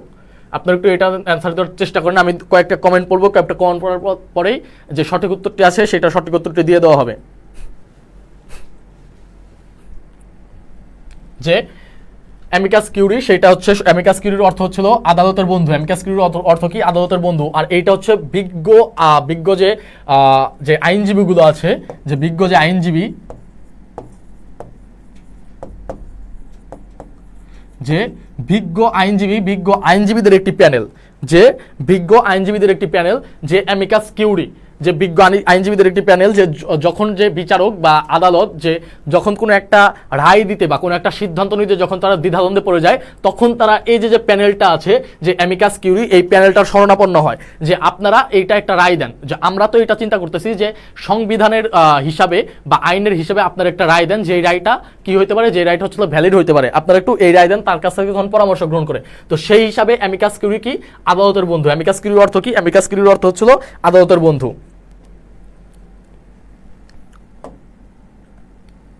যে এখন আমাদের যে পরবর্তী কোশ্চেন, এটা আমরা চলে যাব। যে একজন কমেন্ট করেছে, ভাইয়া জিকে তো সব বিশ্ববিদ্যালয় এক। হ্যাঁ, সব বিশ্ববিদ্যালয়ের জিকে তো বিশ্ববিদ্যালয়, চাকরি, সব ক্ষেত্রেই তো জিকেই, যে আপনার যে সাধারণ জ্ঞান, এটা আপনার থাকতে হবে। এটার সিলেবাস বলা যায় যে মোটামুটি সেম, কিন্তু এক এক বিশ্ববিদ্যালয়ের কোশ্চেনের ধরন এক এক রকম। যেমন ডিইউ একটা কোশ্চেন প্যাটার্ন ফলো করে, জেইউ একটা কোশ্চেন প্যাটার্ন ফলো করে, সিইউ আলাদা কোশ্চেন প্যাটার্ন ফলো করে। তো আপনি যে ইউনিভার্সিটিতে পরীক্ষা দিতে চান, সেই ইউনিভার্সিটির কোশ্চেন প্যাটার্ন সম্পর্কে আপনার একটা সুনির্দিষ্ট ধারণা থাকতে হবে, তাহলেই আপনি ওই ইউনিভার্সিটির অ্যাডমিশন টেস্টে ভালো করতে পারবেন। তো যদি আপনি সুনির্দিষ্ট ধারণা পেতে চান, তাহলে আপনাকে অবশ্যই বিগত সালের কোশ্চেনগুলো সলভ করতে হবে। তারই ধারাবাহিকতায় আমরা যে বিগত সালের কোশ্চেনগুলো সলভ করে দিতেছি। যে আমরা জানি মানবিক ও বিভাগ পরিবর্তনের যে মানুষের যে ফার্স্ট যে টার্গেট থাকে, সেটা কি ঢাকা ইউনিভার্সিটি থাকে মানুষের প্রথম টার্গেট। তো এই প্রথম টার্গেট, তো সেই জন্য যে ঢাকা ইউনিভার্সিটির যে জিকে কোশ্চেনগুলো আছে, সেইগুলো আমরা এখানে সলভ করে দেওয়ার চেষ্টা করতেছি। তো আপনারা একটু এইটা যে অ্যান্সার করার যে আপনারা যে চেষ্টা করেন, যে আমাদের যে পরবর্তী যে কোশ্চেন আছে, পরবর্তী কোশ্চেন এখানে আমরা দেখতে পাচ্ছি যে কে প্রথম কৃষ্ণাঙ্গ নারী হিসেবে, যে কে প্রথম কৃষ্ণাঙ্গ নারী হিসেবে 2টি অস্কার জিতেছেন। প্রথম যে কৃষ্ণাঙ্গ নারী হিসেবে কে?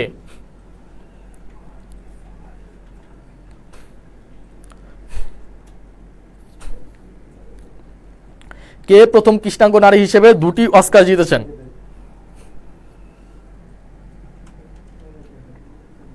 দুটি অস্কার জিতেছেন কে? এখানে আছে যে রুথি কার্টার, হেলি বেরি, Hattie McDaniel, লেসনা লিন্স।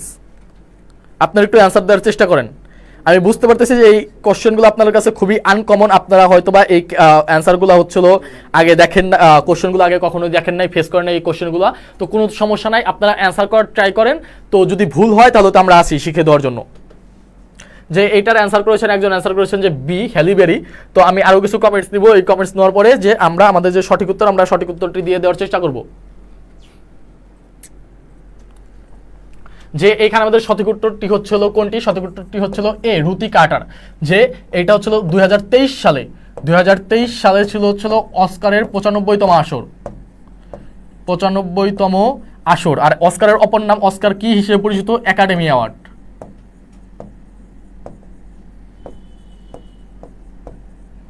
Oscar academy award হিসেবে পরিচিত। তো 2023 সালে এই রুথি কার্টার হচ্ছিল অস্কার পুরস্কার লাভ করেন। কত সালে? যে 2023 সালে এই রুথি কার্টার অস্কার পুরস্কার লাভ করেন। আর সে এর আগে আর একবার অস্কার পুরস্কার লাভ করেছিলেন কত সালে? সে আগে আর একবার অস্কার পুরস্কার লাভ করেছিল হচ্ছিল 2019 সালে। সে আগে আর একবার অস্কার পুরস্কার লাভ করেছিল 2019 সালে। আর সে কোন বিষয়ে অস্কার পুরস্কার লাভ করেন? সেটা হলো কস্টিউম। আমরা জানি যে সিনেমায় যে নায়ক নায়িকা যে ধরনের ড্রেস পরে, পোশাক পরে বা মেকআপ করে, এই যে বিষয়টা, এই যে পার্টটা, এই পার্টটাকে বলা হয় কি? কস্টিউম। এই যে কস্টিউম ডিজাইন, এই কস্টিউম ডিজাইনে সে অস্কার পুরস্কার লাভ করে কয়বার? টোটাল হচ্ছিল 2বার। 2019 সালে একবার, 2023 সালে একবার। সে একজন কৃষ্ণাঙ্গ নারী, সেই জন্য কোশ্চেনটা যে এসেছে কি, যে কে প্রথম কৃষ্ণাঙ্গ নারী হিসেবে 2টি অস্কার জিতেছেন, সেটা হচ্ছিল কি? Ruthie Carter. তো এই যে কোশ্চেনটা, এই যে ইনফরমেশনগুলো আপনাদের কাছে ক্লিয়ার কিনা?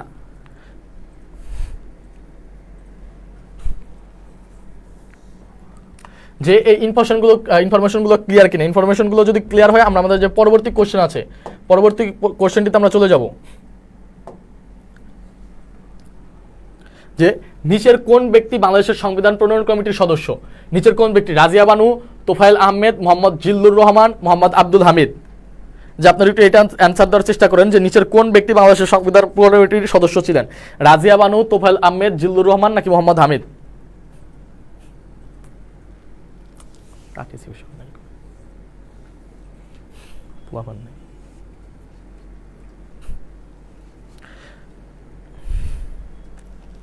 যে নিচের কোন ব্যক্তি বাংলাদেশের সংবিধান প্রণয়ন কমিটির সদস্য ছিলেন?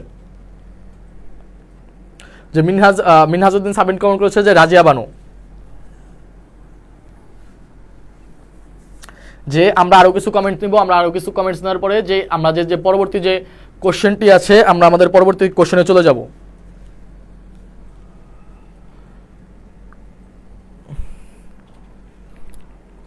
যে আমাদের এটা সঠিক উত্তর কোনটি? এটা সঠিক উত্তর ছিল রাজিয়া বানু। আর এটা মনে রাখো, রাজিয়া বানু হচ্ছিল কে? একমাত্র মহিলা সদস্য, একমাত্র মহিলা সদস্য সংবিধান প্রণয়ন কমিটির। আমাদের এই সংবিধান প্রণয়ন কমিটির সদস্য সংখ্যা কতজন? 34 জন। আর এইটার প্রধান ছিলেন কে? প্রধান যদি বলি তাহলে প্রধান আমাদের নাম কে আসে? ডক্টর কামাল হাসান।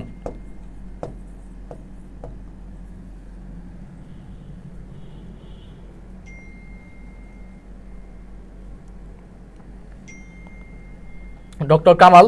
তো সে হচ্ছে কি, যে সে হচ্ছিল প্রধান ছিলেন, সে হচ্ছে কি ছিলেন? প্রধান ছিলেন। আর একমাত্র মহিলা সদস্য সে ছিলেন কোনটি? রাজিয়া আক্তার বানু। একমাত্র মহিলা সদস্য ছিলেন কে? রাজিয়া আক্তার বানু। একমাত্র মহিলা সদস্য ছিলেন রাজিয়া আক্তার বানু। আর আর টোটাল সদস্য সংখ্যা কত ছিল? যে সংবিধান প্রণয়ন কমিটির টোটাল সদস্য সংখ্যা কতজন ছিল? 34 জন। সংবিধান প্রণয়ন কমিটির টোটাল সদস্য সংখ্যা কতজন ছিল? 34 জন। তো এই যে যারা অ্যান্সার করেছেন তাদের সবাইকে অসংখ্য ধন্যবাদ। তো এখন যে আমাদের যে পরবর্তী কোশ্চেন, আমরা আমাদের পরবর্তী কোশ্চেনে চলে যাবেন। যে কে বলেছিলেন বুলেটের চেয়ে ব্যালট শক্তিশালী? কে বলেছিলেন বুলেটের চেয়ে ব্যালট শক্তিশালী? আপনারা একটু এটা অ্যান্সার দেওয়ার চেষ্টা করেন যে কে বলেছিলেন বুলেটের চেয়ে ব্যালট শক্তিশালী। এখানে অপশনগুলো আছে কি? Abraham Lincoln, Winston Churchill, John Adams, Aung San সুচি। কে বলেছিলেন বুলেটের চেয়ে ব্যালট শক্তিশালী? যে বুলেটের চেয়ে ব্যালট শক্তিশালী, এটা কে বলেছিলেন? Abraham Lincoln, Winston Churchill, John Adams, Aung San সুচি।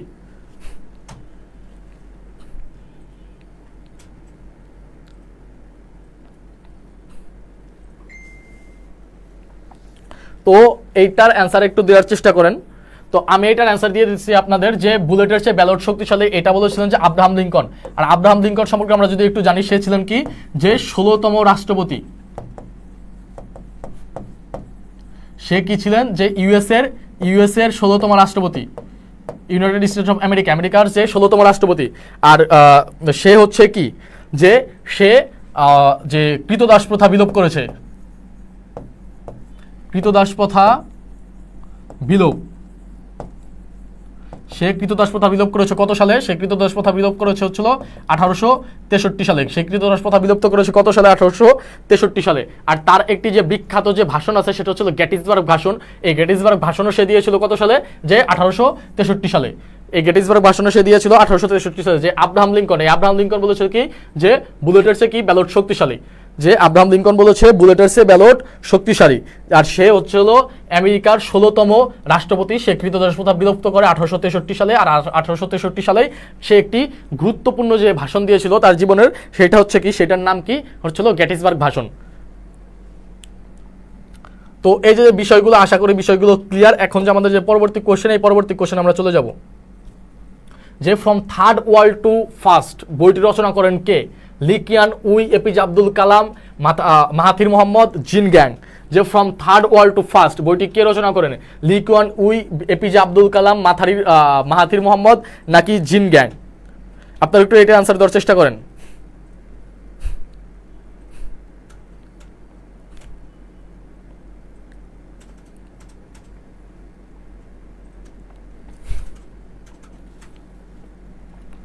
যে from third world to First বইটি কে রচনা করেন?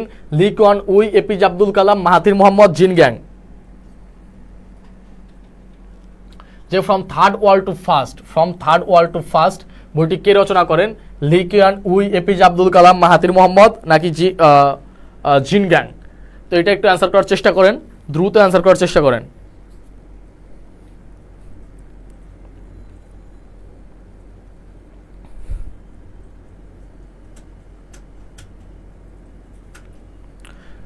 যে এটার অ্যান্সার আমি দিয়ে দিচ্ছি। এটার অ্যান্সার হচ্ছিল লি কিয়ান উই। আর লি কিয়ান উই ছিল সিঙ্গাপুরের, বলা যায় হচ্ছে হলো সিঙ্গাপুরের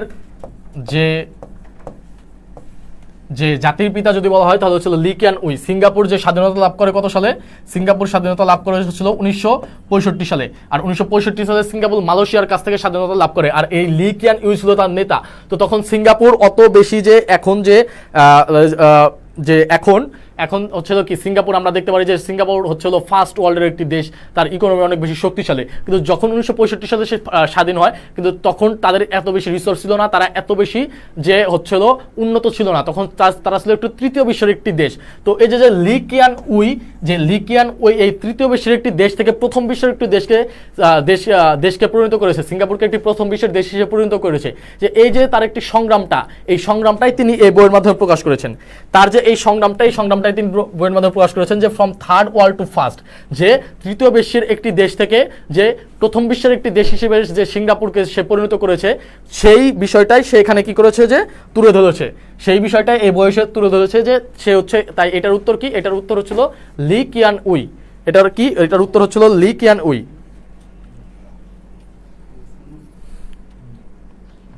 যে ক্যাথরিন ইরা কমেন্ট করেছে এ, আতিক হাসান কমেন্ট করেছে ক। তো আপনাদের সবাইকে অসংখ্য ধন্যবাদ। তো এখন যে আমাদের যে পরবর্তী, আশা করি বিষয়গুলো ক্লিয়ার। তো এখন যে আমাদের পরবর্তী যে কোশ্চেন আছে, আমাদের পরবর্তী কোশ্চেনে চলে যাব। যে শাহজালাল আন্তর্জাতিক বিমানবন্দর, আমরা জানি শাহজালাল আন্তর্জাতিক বিমানবন্দর এতদিন টার্মিনাল ছিল কয়টি? 2টি। এখন আরেকটি নতুন টার্মিনাল সংযোজন হয়েছে। যে সেই দেখেন এখানে বলেছে যে কি আন্তর্জাতিক বিমানবন্দরের তৃতীয় টার্মিনাল, যে তৃতীয় টার্মিনালের স্থপতি কে? যে আর একটা নতুন যে টার্মিনাল যে তৈরি হয়েছে, এই তৃতীয় টার্মিনালের স্থপতি কে? আপনারা একটু এটা অ্যান্সার করার চেষ্টা করেন।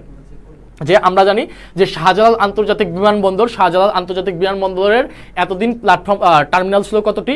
2টি। আর এখন যে নতুন একটি টার্মিনাল হয়েছে সেটা হচ্ছিল যে টার্মিনাল নাম্বার 3। এই টার্মিনাল নাম্বার 3-এর স্থপতিকে আপনারা একটু এইটা অ্যান্সার দেওয়ার চেষ্টা করেন। যে এখানে আছে কি রোহানি বাহারিন, জাহা হাদিদ, জিন গ্যাং, মেরিনা তাবাসসুম। যে এইটার একটু অ্যান্সার দেওয়ার চেষ্টা করেন আপনারা, যে এটার অ্যান্সার কি হবে? যে রোহানি বাহারিন, জাহা হাদিদ, জিন গ্যাং নাকি মেরিনা তাবাসসুম?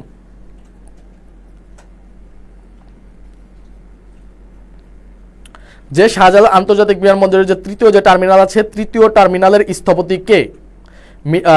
যে মিনহাজউদ্দিন সাব্বির কমেন্ট করেছে খ জাহাদিদ। তো আমরা আরও কিছু অ্যান্সার নিব, আরও কিছু অ্যান্সার নেওয়ার পরে আমরা আমাদের যে পরবর্তী যে কোশ্চেনটি আছে, আমাদের যে অ্যান্সারটি আছে সঠিক উত্তর আমরা দিয়ে দেওয়ার চেষ্টা করব।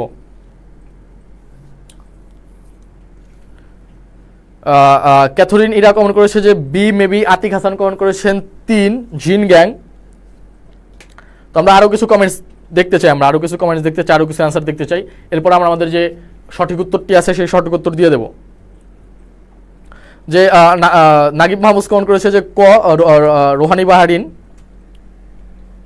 তো এখন যে আমাদের যে সঠিক উত্তরটি আমরা দেওয়ার চেষ্টা করব। যে সঠিক উত্তরটি হচ্ছিল কি রোহানি বাহারিন। আর সে ছিল কোন দেশের স্থপতি? সে ছিল সিঙ্গাপুরের। সে হচ্ছিল সিঙ্গাপুরের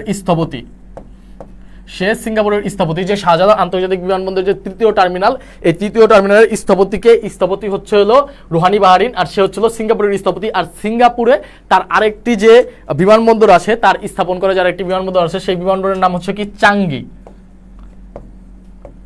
আপনারা একটু এটা মনে রাখার চেষ্টা করবেন যে সে আরেকটি বিমানবন্দরের স্থপতি সিঙ্গাপুরের, সেটা হচ্ছে কি চাঙ্গি বিমানবন্দর। তো আশা করি এই যে বিষয়টা আছে, এই বিষয়টা আপনাদের কাছে ক্লিয়ার।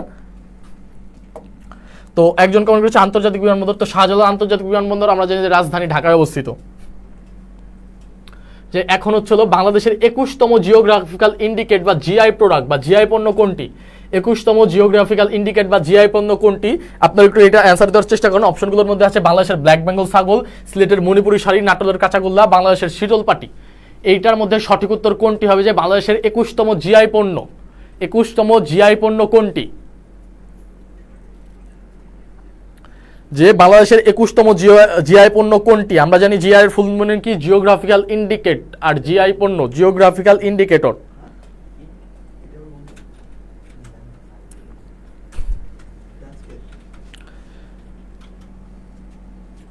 তো নাগিব মাহমুদ ইস্তেক কমেন্ট করেছে ব্ল্যাক বেঙ্গল, বাংলাদেশের ব্ল্যাক বেঙ্গল। তো আরও যারা লাইভটিতে যুক্ত আছেন আপনারা একটু কমেন্ট করার চেষ্টা করেন যে 21তম যে জিআই পণ্যটি আছে সেটি কোনটি? আতিক হাসান কমেন্ট করেছে এ। যে 21তম জিআই পণ্য কোনটি? যে বাংলাদেশের কোনটি? বাংলাদেশের ব্ল্যাক বেঙ্গল ছাগল, সিলেটের মণিপুরি শাড়ি, নাটোরের কাঁচাগোল্লা, বাংলাদেশের শীতল পাটি কোনটি? মিনহাজউদ্দিন সাবিন কমেন্ট করেছে এ। তো এখন আমরা একটু এইটা আনসার দেওয়ার চেষ্টা করব যে এটার অ্যান্সার হচ্ছিল এ, বাংলাদেশের ব্ল্যাক বেঙ্গল। বাংলাদেশের কোনটি? বাংলাদেশের ব্ল্যাক বেঙ্গল ছাগল হচ্ছিল 21তম জিআই পণ্য। বাংলাদেশের 21তম জিআই পণ্য হচ্ছিল ব্ল্যাক বেঙ্গল। তো যারা সঠিক উত্তর দিয়েছেন তাদের সবাইকে অসংখ্য ধন্যবাদ। তো আশা করি এই বিষয়গুলো ক্লিয়ার। আমরা এখন যে আমাদের যে পরবর্তী যে কোশ্চেনটি আছে, আমরা আমাদের পরবর্তী কোশ্চেনে চলে যাব। যে নিচে উল্লেখিত কোন বইটি বঙ্গবন্ধু শেখ মুজিবুর রচনা নয়? বঙ্গবন্ধু শেখ মুজিবুর রচনা করেননি। নিচে উল্লেখিত কোন বইটি বঙ্গবন্ধু শেখ মুজিবুর রচনা করেননি? যে নিচে উল্লেখিত কোন বইটি বঙ্গবন্ধু শেখ মুজিবুর রহমান রচনা করেননি? এখানে আছে কি? যে কারাগারের রোজনামাচা, অসমাপ্ত আত্মজীবনী, কারাগারের চিঠি, আমার দেখা নয়াচিন। যে আমরা জানি যে কোনো অ্যাডমিশন টেস্টের জন্য যে বঙ্গবন্ধু শেখ মুজিবুর রহমান, মুক্তিযুদ্ধ, এই যে বিষয়গুলো, এই বিষয়গুলো খুবই খুবই গুরুত্বপূর্ণ। যে আমরা দেখলাম যে 3টা, আমি যদি ভুল না করি টোটাল 3টা কোশ্চেন অলরেডি মুক্তিযুদ্ধ থেকে এসেছে। আর এখন বঙ্গবন্ধু থেকে একটা কোশ্চেন, যে এখন বঙ্গবন্ধু থেকে একটা কোশ্চেন এসেছে যে নিচে উল্লেখিত কোন বইটি বঙ্গবন্ধু শেখ মুজিবুর রহমান রচনা করেননি? কারাগারের রোজনামাচা, অসমাপ্ত আত্মজীবনী, কারাগারের চিঠি নাকি আমার দেখা নয়াচিন? তো আতিক হাসান কমেন্ট করেছে যে সি, কারাগারের চিঠি। ক্যাথরিনা কমেন্ট করেছে যে বি, অসমাপ্ত আত্মজীবনী। মিনহাজউদ্দিন সাবিন কমেন্ট করেছে ডি। তো দেখি যে সঠিক উত্তর কোনটি। এখানে সঠিক উত্তর হচ্ছিল কারাগারের চিঠি। সঠিক উত্তর কোনটি? কারাগারের চিঠি। যে কারাগারের রোজনামাচা এটা বঙ্গবন্ধু রচনা করেছেন, অসমাপ্ত আত্মজীবনী বঙ্গবন্ধু রচনা করেছেন, আমার দেখা নয়াচিন বঙ্গবন্ধু রচনা করেছেন। তো কারাগারের রোজনামাচাটা প্রকাশিত হয় হচ্ছে কত সালে? 2017 সালে। এটা প্রকাশকাল কত? 2017 সালে। আমার দেখা নয়াচিন 2020। আর অসমাপ্ত আত্মজীবনী কত সালে? 2012 সালে। অসমাপ্ত আত্মজীবনী কত সালে? 2012 সালে। তো আমরা এখন দেখলাম যে এর মধ্যে প্রকাশিত হয়েছে যে বা বঙ্গবন্ধুর যে রচনা কোনটি, আমার কারাগারের রোজনামাচা, অসমাপ্ত আত্মজীবনী, আমার দেখা নয়াচিন, এই তিনটাই বঙ্গবন্ধু রচনা করেছেন। এই তিনটাই বঙ্গবন্ধু রচনা করেছেন। রচনা করেননি কোনটি? কারাগারের চিঠি। রচনা করেননি কোনটি? কারাগারের চিঠি। আর যে এই যে এইখানে যে অসমাপ্ত আত্মজীবনী, এইটার প্রকাশক হচ্ছিল ইউনিভার্সিটি প্রেস লিমিটেড।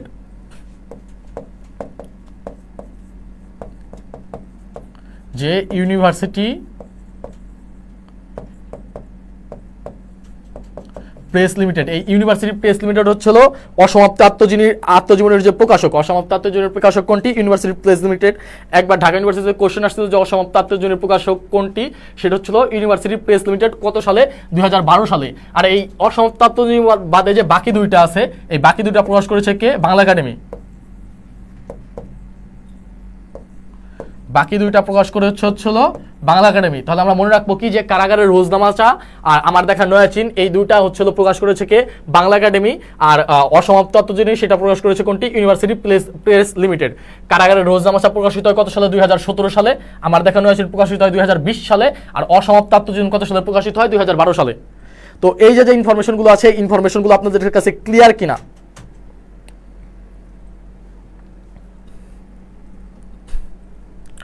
এই ইনফরমেশনগুলো আপনাদের কাছে ক্লিয়ার কিনা?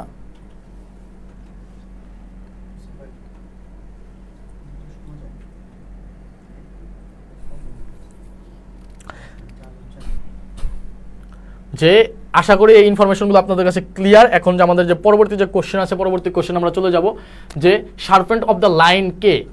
সার্পেন্ট অফ দ্য লাইন কে? Nefertiti, Cleopatra, Elizabeth, Helen.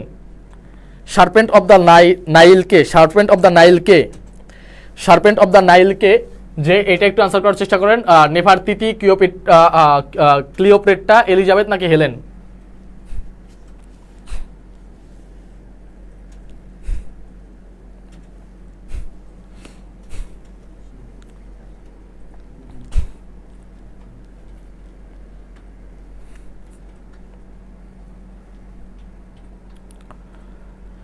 যে সার্পেন্ট অফ দ্য লাইন কে?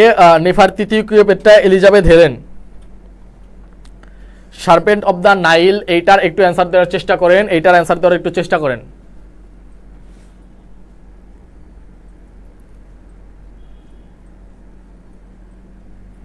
যে সার্পেন্ট অফ দ্য নাইল কে?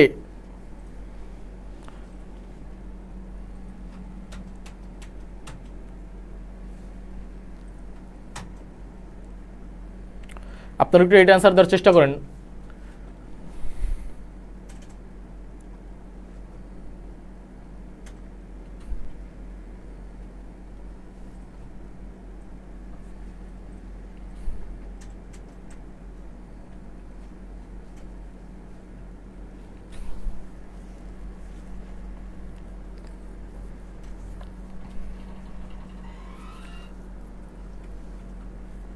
যে সার্পেন্ট অফ দ্য নাইল কে? যে সার্পেন্ট অফ দ্য নাইল কে? এটা একটু অ্যান্সার দেওয়ার চেষ্টা করেন। যে সার্পেন্ট অফ দ্য নাইল হচ্ছিল ক্লিওপেট্রা। আর সে হচ্ছিল কোন দেশের রানী ছিলেন? সে ছিল মিশর। এটা একটু মনে রাখলেই হবে। যে সার্পেন্ট অফ দ্য নাইল বলা হয়েছিল ক্লিওপেট্রাকে, আর সে ছিল মিশর।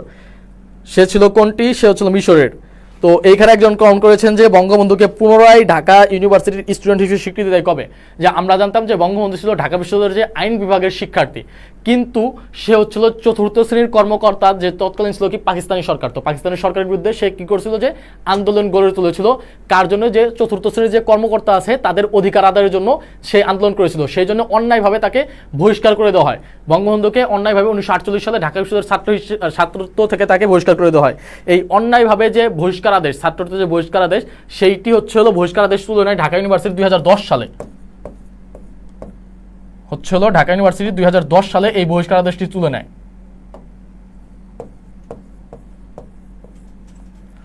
মিনহাজউদ্দিন সাব্বির কমেন্ট করেছে। তো আপনার কি এই বিষয়টি ক্লিয়ার কিনা?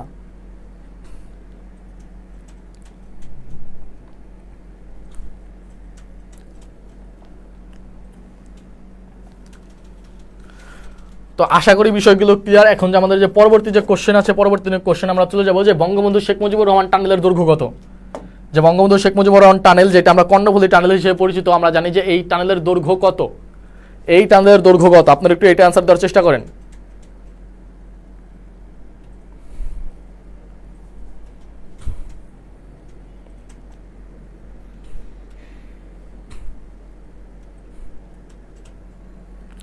যে বঙ্গবন্ধু শেখ মুজিবুর রহমান টানেলের দৈর্ঘ্য কত?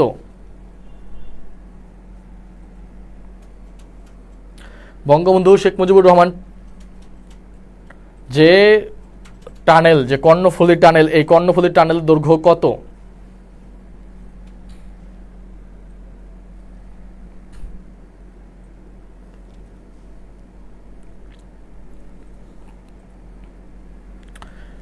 আমি কি টানেলের দৈর্ঘ্য কত? 4 কিলোমিটার, 3.32 কিলোমিটার, 3.34 কিলোমিটার, 3.08 কিলোমিটার।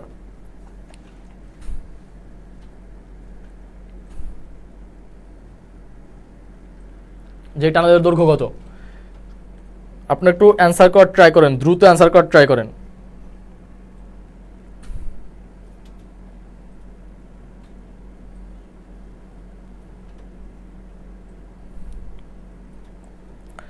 যে মিনহাজউদ্দিন সাব্বির বলেছেন 3.08, ক্যাথরিনরা কাউন্ট করেছে যে বি 3.32 কিলোমিটার। তো এটা সঠিক উত্তর হচ্ছিল 3.32 কিলোমিটার, যে বঙ্গবন্ধু টানেলের দৈর্ঘ্য। আর বঙ্গবন্ধু টানেল হচ্ছিল যে কোম্পানিটা করেছিল সেটা কোনটি? সেই কোম্পানির নাম কি? সিসিসিসি, যে Chinese Communication and Construction Company, যে Chinese Communication and Construction Company. যে এই টানেলটি করেছিল কোন কোম্পানি? যে Chinese Communication and Construction Company. যে বঙ্গবন্ধু এই টানেলের দৈর্ঘ্য হচ্ছে কত কিলোমিটার? 3.32 কিলোমিটার। এই টানেলের দৈর্ঘ্য কত kilometre? 3.32 kilometre. Bangabandhu Sheikh Mujibur Rahman tunnel বা কর্ণফুলী টানেল। তো এখন এইটার যে পরবর্তী কোশ্চেন, আশা করি এই বিষয়টি ক্লিয়ার। আমরা আমাদের পরবর্তী কোশ্চেনে চলে যাব।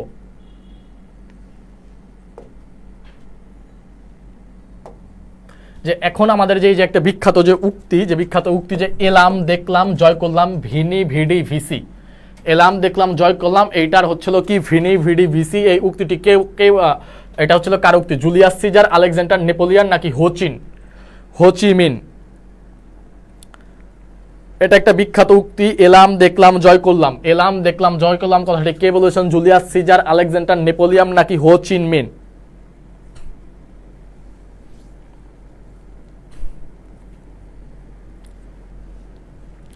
যে এইটাকে বলেছেন,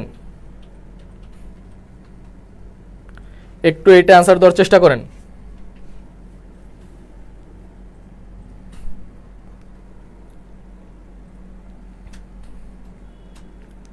আপনারা একটু এইটার অ্যান্সার দেওয়ার চেষ্টা করেন, দ্রুত অ্যান্সার দেওয়ার চেষ্টা করেন।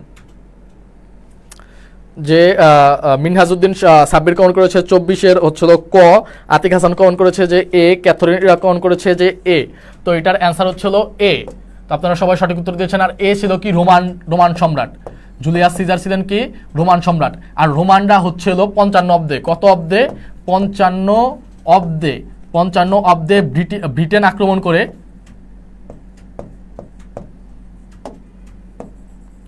55 অব্দে রোমানরা হচ্ছিল ব্রিটেন আক্রমণ করে।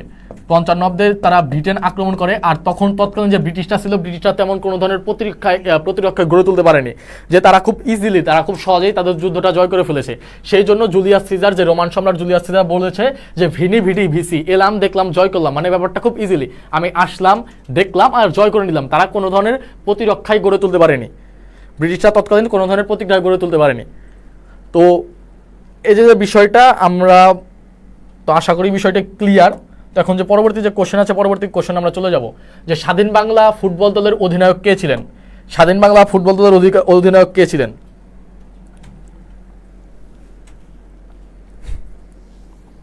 তো একজন বলেছেন ভাই আপনার পরিচয়টা দিলে ভালো হতো। তো পরিচয় ক্লাসের প্রথমে দিয়েছি, তো আবার দিচ্ছি যে আমি সামিউল আলিম, পড়াশোনা করছি ঢাকা বিশ্ববিদ্যালয়ের রাষ্ট্রবিজ্ঞান বিভাগে। আর আমি হচ্ছিল বর্তমানে রয়্যাল এডুকেশনের যে জিকে ইনস্ট্রাক্টর আছে, জিকে ইনস্ট্রাক্টর হিসেবে আছি। তো আপনারা একটু এইটা অ্যান্সার দেওয়ার চেষ্টা করেন যে স্বাধীন বাংলা ফুটবল দলের অধিনায়ক কে ছিলেন। এখানে অপশন আছে কাজী সালাউদ্দিন, সাইদুর রহমান প্যাটেল, জাকারিয়া পিন্টু, অমলেশ সেন। যে স্বাধীন বাংলা ফুটবল দলের অধিনায়ক কে ছিলেন? কাজী সালাউদ্দিন, সাইদুর রহমান প্যাটেল, জাকারিয়া পিন্টু, অমলেশ সেন। আপনারা একটু এটা অ্যান্সার দেওয়ার চেষ্টা করেন। মিনহাজউদ্দিন সাব্বির কমেন্ট করেছে যে জাকারিয়া পিন্টু। দেখি তার অ্যান্সারটি সঠিক হয় কিনা। আমরা আরও কিছু কমেন্টস নিব, তারপর আমাদের যে সঠিক উত্তরটি সেটা আমরা অ্যানাউন্স করব।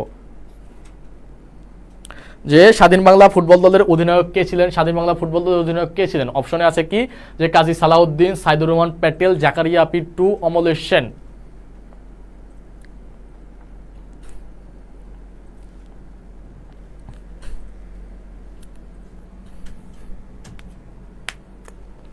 এইটা একটু অ্যান্সার করার চেষ্টা করেন। তো আমি এটার অ্যান্সার দিয়ে দিচ্ছি যে স্বাধীন বাংলা হচ্ছিল ফুটবল দলের অধিনায়ক ছিল জাকারিয়া পিন্টু। স্বাধীন বাংলা ফুটবল দল হচ্ছিল 1971 সালে গঠিত হয়। আর গঠিত হয় কোথায়? কলকাতায়। কোথায় গঠিত হয়? যে কলকাতায়। এই স্বাধীন বাংলা ফুটবল দল এরা হচ্ছিল যে বিভিন্ন টুর্নামেন্ট আয়োজন করতো, আর তাদের উদ্দেশ্য ছিল কি যে এই বিভিন্ন কলকাতায় তারা কয়েকটা জায়গায় খেলেছেও, যে ওই টুর্নামেন্ট থেকে যে অর্থটা আসবে, যে ফুটবল খেলার মাধ্যমে যে অর্থটা আসবে, এই অর্থটা যে তৎকালীন যে বাঙালি যে শরণার্থী যে ছিল ভারতে 1.5 কোটি যে শরণার্থী ছিল, তাদের যে ভরণ পোষণ, তাদের যে খরচ, এই খরচের পিছনে এটা ব্যয় হবে। তো একজন বলছে পারি নাই, না পারলে কোনো সমস্যা নেই, আপনি ভুলের মধ্য দিয়ে গিয়ে শিখবেন। যে স্বাধীন বাংলা ফুটবল দলের অধিনায়ক কে ছিলেন? জাকারিয়া পিন্টু। স্বাধীন বাংলা ফুটবল দল গঠিত হয় 1971 সালে। আর কোথায় গঠিত হয়? কলকাতায়। কোথায়? সেটা কোথায় গঠিত হয়? কলকাতায়। তো আশা করি এই বিষয়টি ক্লিয়ার। এখন যে আমাদের যে পরবর্তী যে কোশ্চেন, আমরা আমাদের পরবর্তী কোশ্চেনে চলে যাব। যে কারা বর্গী নামে পরিচিত? বর্গী নামে পরিচিত ছিল কারা? বর্গী নামে কারা পরিচিত ছিল? এখানে অপশন আছে যে ইংরেজ, মারাঠি, তামিল, পর্তুগিজ। কারা বর্গী নামে পরিচিত ছিল? বর্গী নামে পরিচিত ছিল কারা? ইংরেজ, মারাঠি, তামিল, পর্তুগিজ।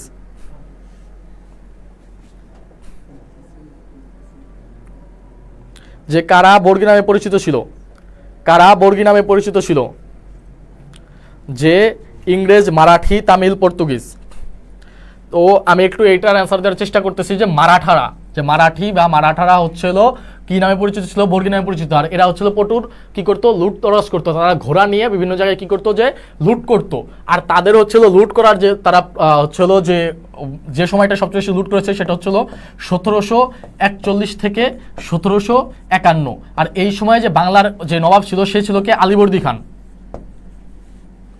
যে বাংলার নবাব ছিল তৎকালীন সময়ে, বাংলার নবাব ছিল হচ্ছিল আলীবর্দী খান। যে বাংলার নবাব ছিল হচ্ছিল আলীবর্দী খাঁ। যে 1741 থেকে 1751 পর্যন্ত এই সময়টাতে হচ্ছিল মারাঠারা হচ্ছিল সবচেয়ে বেশি কি করেছে? যে লুটতরাজ করেছে ঘোড়া নিয়ে। তারা কি করেছে? সবচেয়ে বেশি লুটতরাজ করেছে। আর এই যে এই আলীবর্দী খানের সময় তারা লুটতরাজ করেছে। আর আলীবর্দী খানের তৎকালীন সেনাপতি কি ছিল? যে মির্জাফর। আমরা জানি যে মির্জাফর কি একজন বিশ্বাসঘাতক কি সেনাপতি।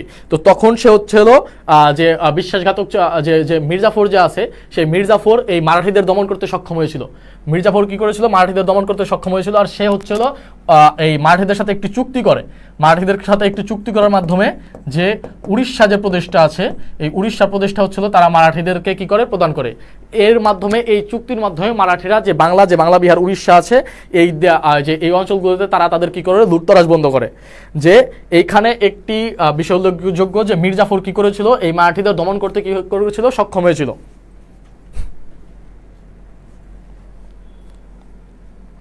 যে এখন যে আমাদের যে পরবর্তী কোশ্চেন, আমরা আমাদের পরবর্তী এখানে আর একটা বিষয় জেনে রাখা আপনাদের ভালো, যে পর্তুগিজদের হচ্ছিল ফিরিঙ্গি।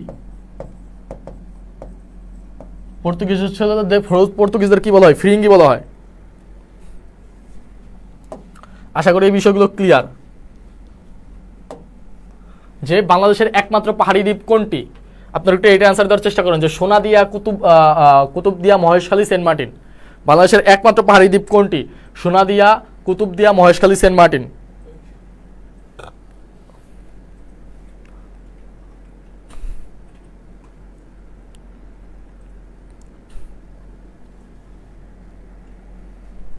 যে সোনাদিয়া, কুতুবদিয়া, মহেশখালী, সেন্ট মার্টিন। আপনারা একটু এটা অ্যান্সার দেওয়ার চেষ্টা করেন।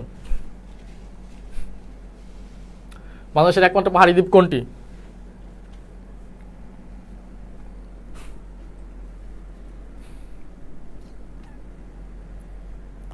তো মিনহাজউদ্দিন সাব্বির কমেন্ট করেছে সি। তো আমরা একটু এটা অ্যান্সার দেওয়ার চেষ্টা করি। এটার অ্যান্সার হচ্ছিল মহেশখালী। বাংলাদেশের একমাত্র যে পাহাড়ি দ্বীপ সেটা হচ্ছিল কোনটি? মহেশখালী। আর বঙ্গবন্ধু যে শেখ হাসিনা হচ্ছিল মহেশখালীকে কি বলেছে? Digital island.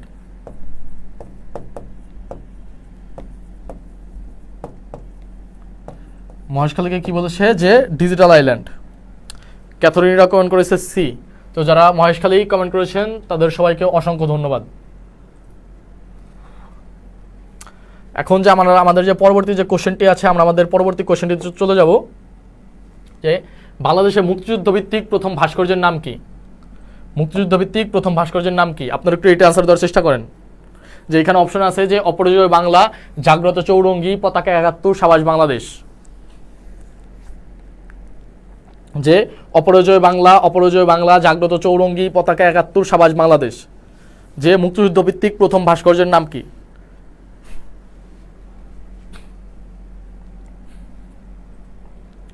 যে মুক্তিযুদ্ধ ভিত্তিক প্রথম ভাস্কর্য, মুক্তিযুদ্ধ ভিত্তিক প্রথম ভাস্কর্যের নাম কি? যে অপরাজয় বাংলা, জাগ্রত চৌরঙ্গি, পতাকা ৭১। আপনার একটু আনসার দেওয়ার চেষ্টা করেন।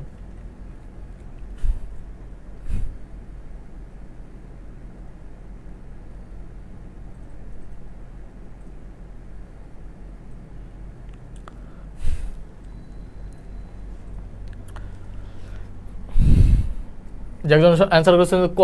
তো আমরা একটু এটার অ্যান্সার দেওয়ার চেষ্টা করি। এটার অ্যান্সার হচ্ছিল জাগ্রত চৌরঙ্গি। এটা কোথায়? এটার অ্যান্সার হচ্ছে জাগ্রত চৌরঙ্গি। আর এটা কোথায়? এটা হচ্ছিল গাজীপুর চৌরাস্তায়। এই ভাস্কর্যটি অবস্থিত কোথায়? গাজীপুর চৌরাস্তা। এই ভাস্কর্যটি অবস্থিত গাজীপুর চৌরাস্তা। আর এখানে যে অপরাজয় বাংলা আছে সেটা ছিল ঢাকা ইউনিভার্সিটিতে অবস্থিত। অপরাজয় বাংলা হচ্ছে ঢাকা ইউনিভার্সিটিতে অবস্থিত। আর যে সাবাস বাংলাদেশ সেটা হচ্ছিল রাজশাহী ইউনিভার্সিটিতে অবস্থিত। আর যে পতাকা ৭১ সেটা হচ্ছিল মুন্সিগঞ্জে। পতাকা ৭১ মুন্সিগঞ্জে। অপরাজয় বাংলা হচ্ছিল ঢাকা ইউনিভার্সিটিতে। অপরাজয় বাংলা হচ্ছিল ঢাকা ইউনিভার্সিটিতে অবস্থিত। পতাকা ৭১ হচ্ছিল মুন্সিগঞ্জে অবস্থিত। আর সাবাস বাংলাদেশ কোথায়? সাবাস বাংলাদেশ অবস্থিত কোথায়? যে রাজশাহী বিশ্ববিদ্যালয়ে। সাবাস বাংলাদেশ কোথায় অবস্থিত? রাজশাহী বিশ্ববিদ্যালয়ে। আর পতাকা ৭১ অবস্থিত কোথায়? মুন্সিগঞ্জে। সাবাস বাংলাদেশ অবস্থিত রাজশাহী বিশ্ববিদ্যালয়ে। সাবাস বাংলাদেশের স্থপতিকে নিতুন কুণ্ডু। সাবাস বাংলাদেশের স্থপতিকে নিতুন কুণ্ডু। আর অপরাজয় বাংলা এটা মনে রাখবে যে ক্যাম্পাস ভিত্তিক, যে ঢাকা বিশ্ববিদ্যালয়ের মধ্যে যে প্রথম ভাস্কর্য, ক্যাম্পাস ভিত্তিক প্রথম ভাস্কর্য কোনটি? সেটা হচ্ছিল অপরাজয় বাংলা। ক্যাম্পাস ভিত্তিক যে প্রথম ভাস্কর্য সেটা কোনটি? অপরাজয় বাংলা। আর রাজশাহী বিশ্ববিদ্যালয় অবস্থিত কোনটি? রাজশাহী বিশ্ববিদ্যালয় অবস্থিত হচ্ছিল সাবাস বাংলাদেশ। সাবাস বাংলাদেশের যে ভাস্কর, সাবাস বাংলাদেশের ভাস্কর হচ্ছে হলো নিতুন কুণ্ডু। আর যে জাগ্রত চৌরঙ্গি এটার ভাস্কর যদি লিখি যে এটার ভাস্কর হচ্ছিল আব্দুর রাজ্জাক। এইটার ভাস্কর হচ্ছিল আব্দুর রাজ্জাক। এইটার ভাস্করকে আব্দুর রাজ্জাক। আর অপরাজয় বাংলার ভাস্কর হচ্ছিল সৈয়দ আব্দুল্লাহ খালিদ।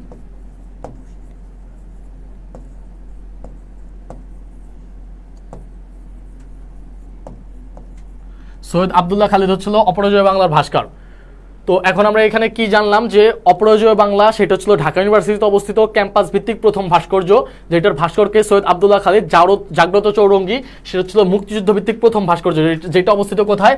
গাজীপুর চৌরাস্তায়। এটার ভাস্করকে আব্দুর রাজ্জাক। আর যে পতাকা ৭১ সেটা হচ্ছে মুন্সিগঞ্জে অবস্থিত। আর সাবাস বাংলাদেশ যেটার ভাস্করকে নিতুন কুণ্ডু। আর সেইটা অবস্থিত কোথায়? সেইটা অবস্থিত হচ্ছিল রাজশাহী বিশ্ববিদ্যালয়। যে সাবাস বাংলাদেশ রাজশাহী বিশ্ববিদ্যালয়, অপরাজয় বাংলা কোথায়? ঢাকা বিশ্ববিদ্যালয়। আর আমরা হচ্ছিল পতাকা ৭১, যদি পতাকা ৭১-এর যদি আমরা ভাস্করের নাম জানতে চাই, সেইটা পতাকা ৭১-এর ভাস্করের নাম হচ্ছিল ইমরান হোসেন।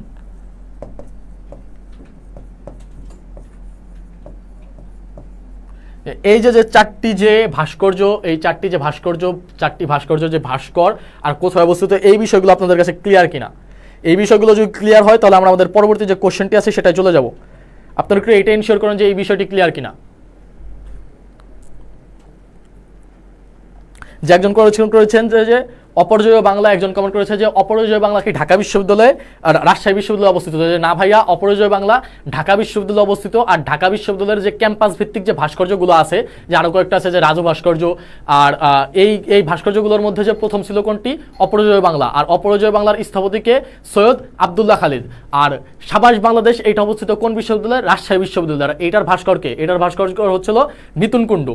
আর যে মুক্তিযুদ্ধ ভিত্তিক যে প্রথম ভাস্কর্য সেটা কোনটি? জাগ্রত চৌরঙ্গি, যেটা অবস্থিত গাজীপুরের চৌরাস্তায়। আর যেটা এইটার ভাস্কর্য ছিল আব্দুর রাজ্জাক। আর এইটার অপশনে যে আরেকটা যে আছে সেটা কোনটি? যে পতাকা 71। এই পতাকা 71 এটা মুন্সিগঞ্জে অবস্থিত, আর এটার ভাস্করকে ইমরান হোসেন। তো আমরা যে কোশ্চেন সলভ করতেছি, কোশ্চেন সলভ করার মাধ্যমে যে আমরা যে একটা ইনফরমেশন শুধু জানতেছি যে মুক্তিযুদ্ধ ভিত্তিক প্রথম ভাস্কর্য কোনটি? জাগ্রত চৌরঙ্গি। আমরা কিন্তু পারতাম যে এইভাবে কোশ্চেন সলভ মানে একটা গাছার একটা ব্যাপার দিয়ে করা যেতে, কিন্তু না, যে আমরা প্রত্যেকটা অপশনগুলো ডিফাইন করার চেষ্টা করতেছি। যে ধরেন অপরাজয় বাংলা কোথায় অবস্থিত, এটার ভাস্কর কি, এইটা আমরা ডেফিনিশন দেওয়ার চেষ্টা করতেছি, যাতে এই রিলেটেড পরবর্তীতে যদি ভাস্কর্য রিলেটেড কোনো কিছু আসে যাতে আপনি ওইটাও অ্যান্সার করে, যাতে আপনি খুব সহজে ওইটা অ্যান্সার করতে পারেন। তো এখন আশা করি এই বিষয়টা আপনাদের কাছে ক্লিয়ার। তাহলে আমরা আমাদের যে আজকে যে পরবর্তী কোশ্চেন এটাতে চলে যাব, যে কোন দেশ 2023 সালে প্রেস ফ্রিডম সূচক বা মুক্ত গণমাধ্যম সূচক, এটার বাংলা কি? এটার বাংলা হচ্ছিল মুক্ত গণমাধ্যম সূচক। মুক্ত গণমাধ্যম সূচকে সর্বোচ্চ স্কোর করেছে বা মুক্ত গণমাধ্যম সূচকে প্রথম কে? এখানে অপশনগুলোর মধ্যে আছে কি? Sweden, Denmark, Norway, France. অপশনগুলোর মধ্যে আছে কি? Sweden, Denmark, Norway, France. যে আমাদের কোশ্চেন কি? যে 2023 সালে মুক্ত গণমাধ্যম সূচকে যে সর্বোচ্চ স্কোর করেছে, বা যদি কোশ্চেনটা এরকম হয় যে মুক্ত গণমাধ্যম সূচকে প্রথম কোন দেশ 2023 সালের, যে অপশনগুলোর মধ্যে আছে সুইডেন, ডেনমার্ক, নরওয়ে, ফ্রান্স। তো আপনারা একটু এইটা অ্যান্সার করার চেষ্টা করেন যে এই অপশনগুলোর মধ্যে কোনটি সঠিক। আপনারা একটু এটা আনসার দেওয়ার চেষ্টা করেন। যে মিনহাজউদ্দিন সাব্বির বলেছে যে নরওয়ে। যে আরো যারা আছেন তারা আপনারা একটু অ্যান্সার করার চেষ্টা করেন।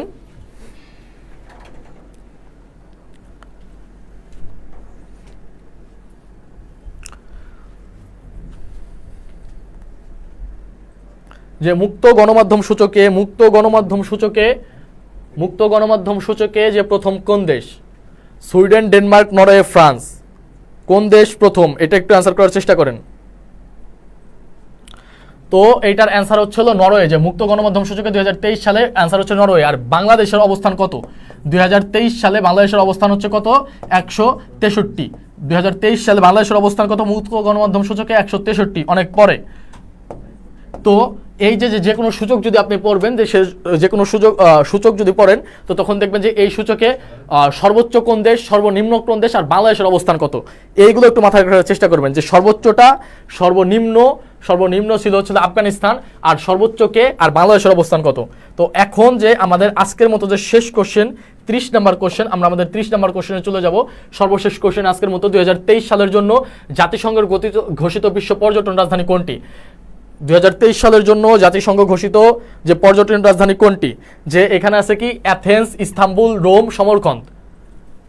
যে অ্যাথেন্স, ইস্তাম্বুল, রোম আর সমরকন্দ, এই 2023 সালের জন্য জাতিসংঘ ঘোষিত বিশ্ব পর্যটন রাজধানী। জাতিসংঘ ঘোষিত বিশ্ব পর্যটন রাজধানী কোনটি? Athens, Istanbul, Rome, সমরকন্দ।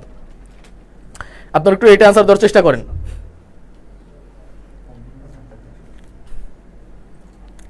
তো আমরা একটু এইটার অ্যান্সার হচ্ছিল সমরকন্দ।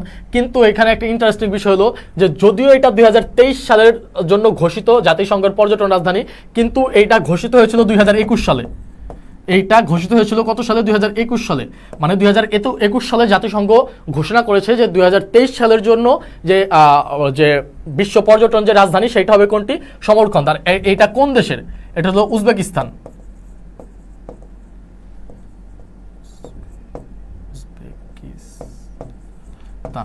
এটা হচ্ছিল উজবেকিস্তানের একটা শহর বলা যায় যে সমরকন্দ।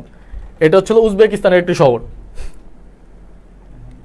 যে 2023 সালে জাতিসংঘ ঘোষিত বিশ্ব পর্যটন রাজধানী হচ্ছিল কোনটি? বিশ্ব পর্যটন রাজধানী হচ্ছিল সমরকন্দ। আর এটা কোথায় অবস্থিত? যে এটা হচ্ছিল উজবেকিস্তানে অবস্থিত। তো আজকের মতো যে আমাদের যে 30টি কোশ্চেন, এই কোশ্চেনের মাধ্যমে আমাদের যে আজকের মতো যে 30টি কোশ্চেন ছিল, এই 30টি কোশ্চেন যে শেষ হলো। তো আমরা যে এই আপনারা অনেকেই ফার্স্টে আজকে অনেকে যে কনফিউশনে ছিলেন, যে অনেকে বুঝতে পারতেছিলেন না যে এটা আসলে কি ক্লাস নিচ্ছে। যে এতদিন তো আমরা ক্লাস নিয়েছি যে এইচএসসি 24-এর জন্য যে বাংলা, ইংলিশ আর হচ্ছিল আইসিটি, কিন্তু এখন আমরা যে সাধারণ জ্ঞান যে বি ইউনিটের যেসব স্টুডেন্টগুলো আছে, যে বি ইউনিটের যে স্টুডেন্টগুলো যারা আছে তাদের প্রথম পছন্দ থাকে কি? ঢাকা ইউনিভার্সিটিতে জিকেতে মার্কস কত? জিকেতে মার্কস হচ্ছিল এমসিকিউতে 60। এই 60 মার্ক, যে 60 মার্কের মধ্যে দেখেন যে আপনি এমসিকিউতে 60 মার্কের মধ্যে 30 মার্কই কোথা থেকে আসে? জিকে থেকে আসে। তো সেই জন্য জিকেতে যদি আপনি ভালো একটা স্কোর করতে পারেন, সেইটা কি আপনার চান্স পাওয়ার ক্ষেত্রে সর্বোচ্চ আপনাকে সহযোগিতা করবে। তো সেই জন্য এই ক্ষেত্রে যে জিকে যদি আপনি ভালো করতে চান, তাহলে আপনাকে কিছু কিছু জিনিস যে ফলো করতে হবে। তার মধ্যে যে আপনার যে বিগত সালের যে কোশ্চেন আছে, বিগত সালের কোশ্চেন সম্পর্কে আপনার একটা টোটাল যে আইডিয়া, আপনার একটা ক্লিয়ার আইডিয়া থাকতে হবে বিগত সালের কোশ্চেন সম্পর্কে। যে দেখেন, আপনি যদি ঢাকা ইউনিভার্সিটিতে পরীক্ষা দেন, ঢাকা ইউনিভার্সিটি সাধারণ জ্ঞানের একটা কোশ্চেন একটা প্যাটার্ন আছে, রাজশাহী ইউনিভার্সিটির সাধারণ জ্ঞানের তারা একটা কোশ্চেন প্যাটার্নগুলো ফলো করে, চট্টগ্রাম ইউনিভার্সিটি তারা একটা কোশ্চেন প্যাটার্ন ফলো করে, বিউপি জাহাঙ্গীরনগর তারা একটা কোশ্চেন প্যাটার্ন ফলো করে। তো আপনি যে ইউনিভার্সিটিতেই পরীক্ষা দেন, আপনার সেই ইউনিভার্সিটির কোশ্চেন প্যাটার্ন সম্পর্কে একটা স্বচ্ছ ধারণা থাকতে হবে। তো এই স্বচ্ছ ধারণা আপনি কোথা থেকে পাবেন? স্বচ্ছ ধারণাটা যদি আপনি পেতে চান, তাহলে আপনাকে অবশ্যই বিগত সালের কোশ্চেনগুলো সলভ করতে হবে। তো বিগত সালের কোশ্চেন আপনি সলভ করবেন কিভাবে? আপনি বাসায় সলভ করবেন যে এরকম যে 2023 সালে যে গণমাধ্যম সূচকে যে প্রথম ছিল কোন দেশ? নরওয়ে। আপনি জাস্ট এইটুকু পড়বেন। কিন্তু আমরা এখানে আপনাকে কি পড়াচ্ছি? আমরা এখানে যে নরওয়ে যে প্রথম ছিল আর সর্বনিম্ন ছিল কোন দেশ, বাংলাদেশের অবস্থান ছিল কত, এইটা আমরা আপনাকে দেখিয়ে দিচ্ছি, যাতে এই সূচক রিলেটেড, আবার যে ভাস্কর্য রিলেটেড, যে এই কোশ্চেন রিলেটেড যে কোনো তথ্য যাতে পরবর্তী যে কোনো যদি এক্সামে আসে, যাতে আপনি সহজে এটা অ্যান্সার করতে পারেন। তো বিগত সালের কোশ্চেন সলভ করা খুবই গুরুত্বপূর্ণ একটা অ্যাডমিশন ক্যান্ডিডেটের জন্য। আপনাদের এইচএসসির আর 1 মাস আছে, এরপরে আপনারা অ্যাডমিশনের পদার্থ করবেন। তো অ্যাডমিশনের ক্ষেত্রে তো জিকে যা কতটা ইম্পর্টেন্ট, এইটা আপনার হলো অ্যাডমিশন টেস্ট দেওয়ার সময় বুঝবেন। তো সেই জন্য আমি আপনাদের আগে থেকে বারবার সতর্ক করছি যে রয়্যাল এডুকেশনের পক্ষ থেকে যে ধারাবাহিক জিকে ক্লাসগুলো যাবে, আপনারা আপনাদের বন্ধুদেরকে মেনশন করে দেন, শেয়ার করে দেন, আপনাদের বন্ধুদেরকে জানান যে না, এরকম সাধারণ ক্লাস হচ্ছে। আমরা যদি এখন থেকে একটু একটু করে এই বিষয়গুলো জানি, যাতে আমরা পরবর্তীতে অন্যদেরকেই এক ধাপ এগিয়ে থাকবো। এইচএসসি শেষ করার পরে অন্যরা যখন কোশ্চেন ব্যাংক সলভ করবে, আপনার তখন কোশ্চেন ব্যাংক সলভ করা শেষ। মানে কি, আপনি যুদ্ধে তাদেরকে এক ধাপ এগিয়ে আছেন। তো আজকের মতো এই পর্যন্তই। ততদিন পর্যন্ত ভালো থাকবেন, সুস্থ থাকবেন।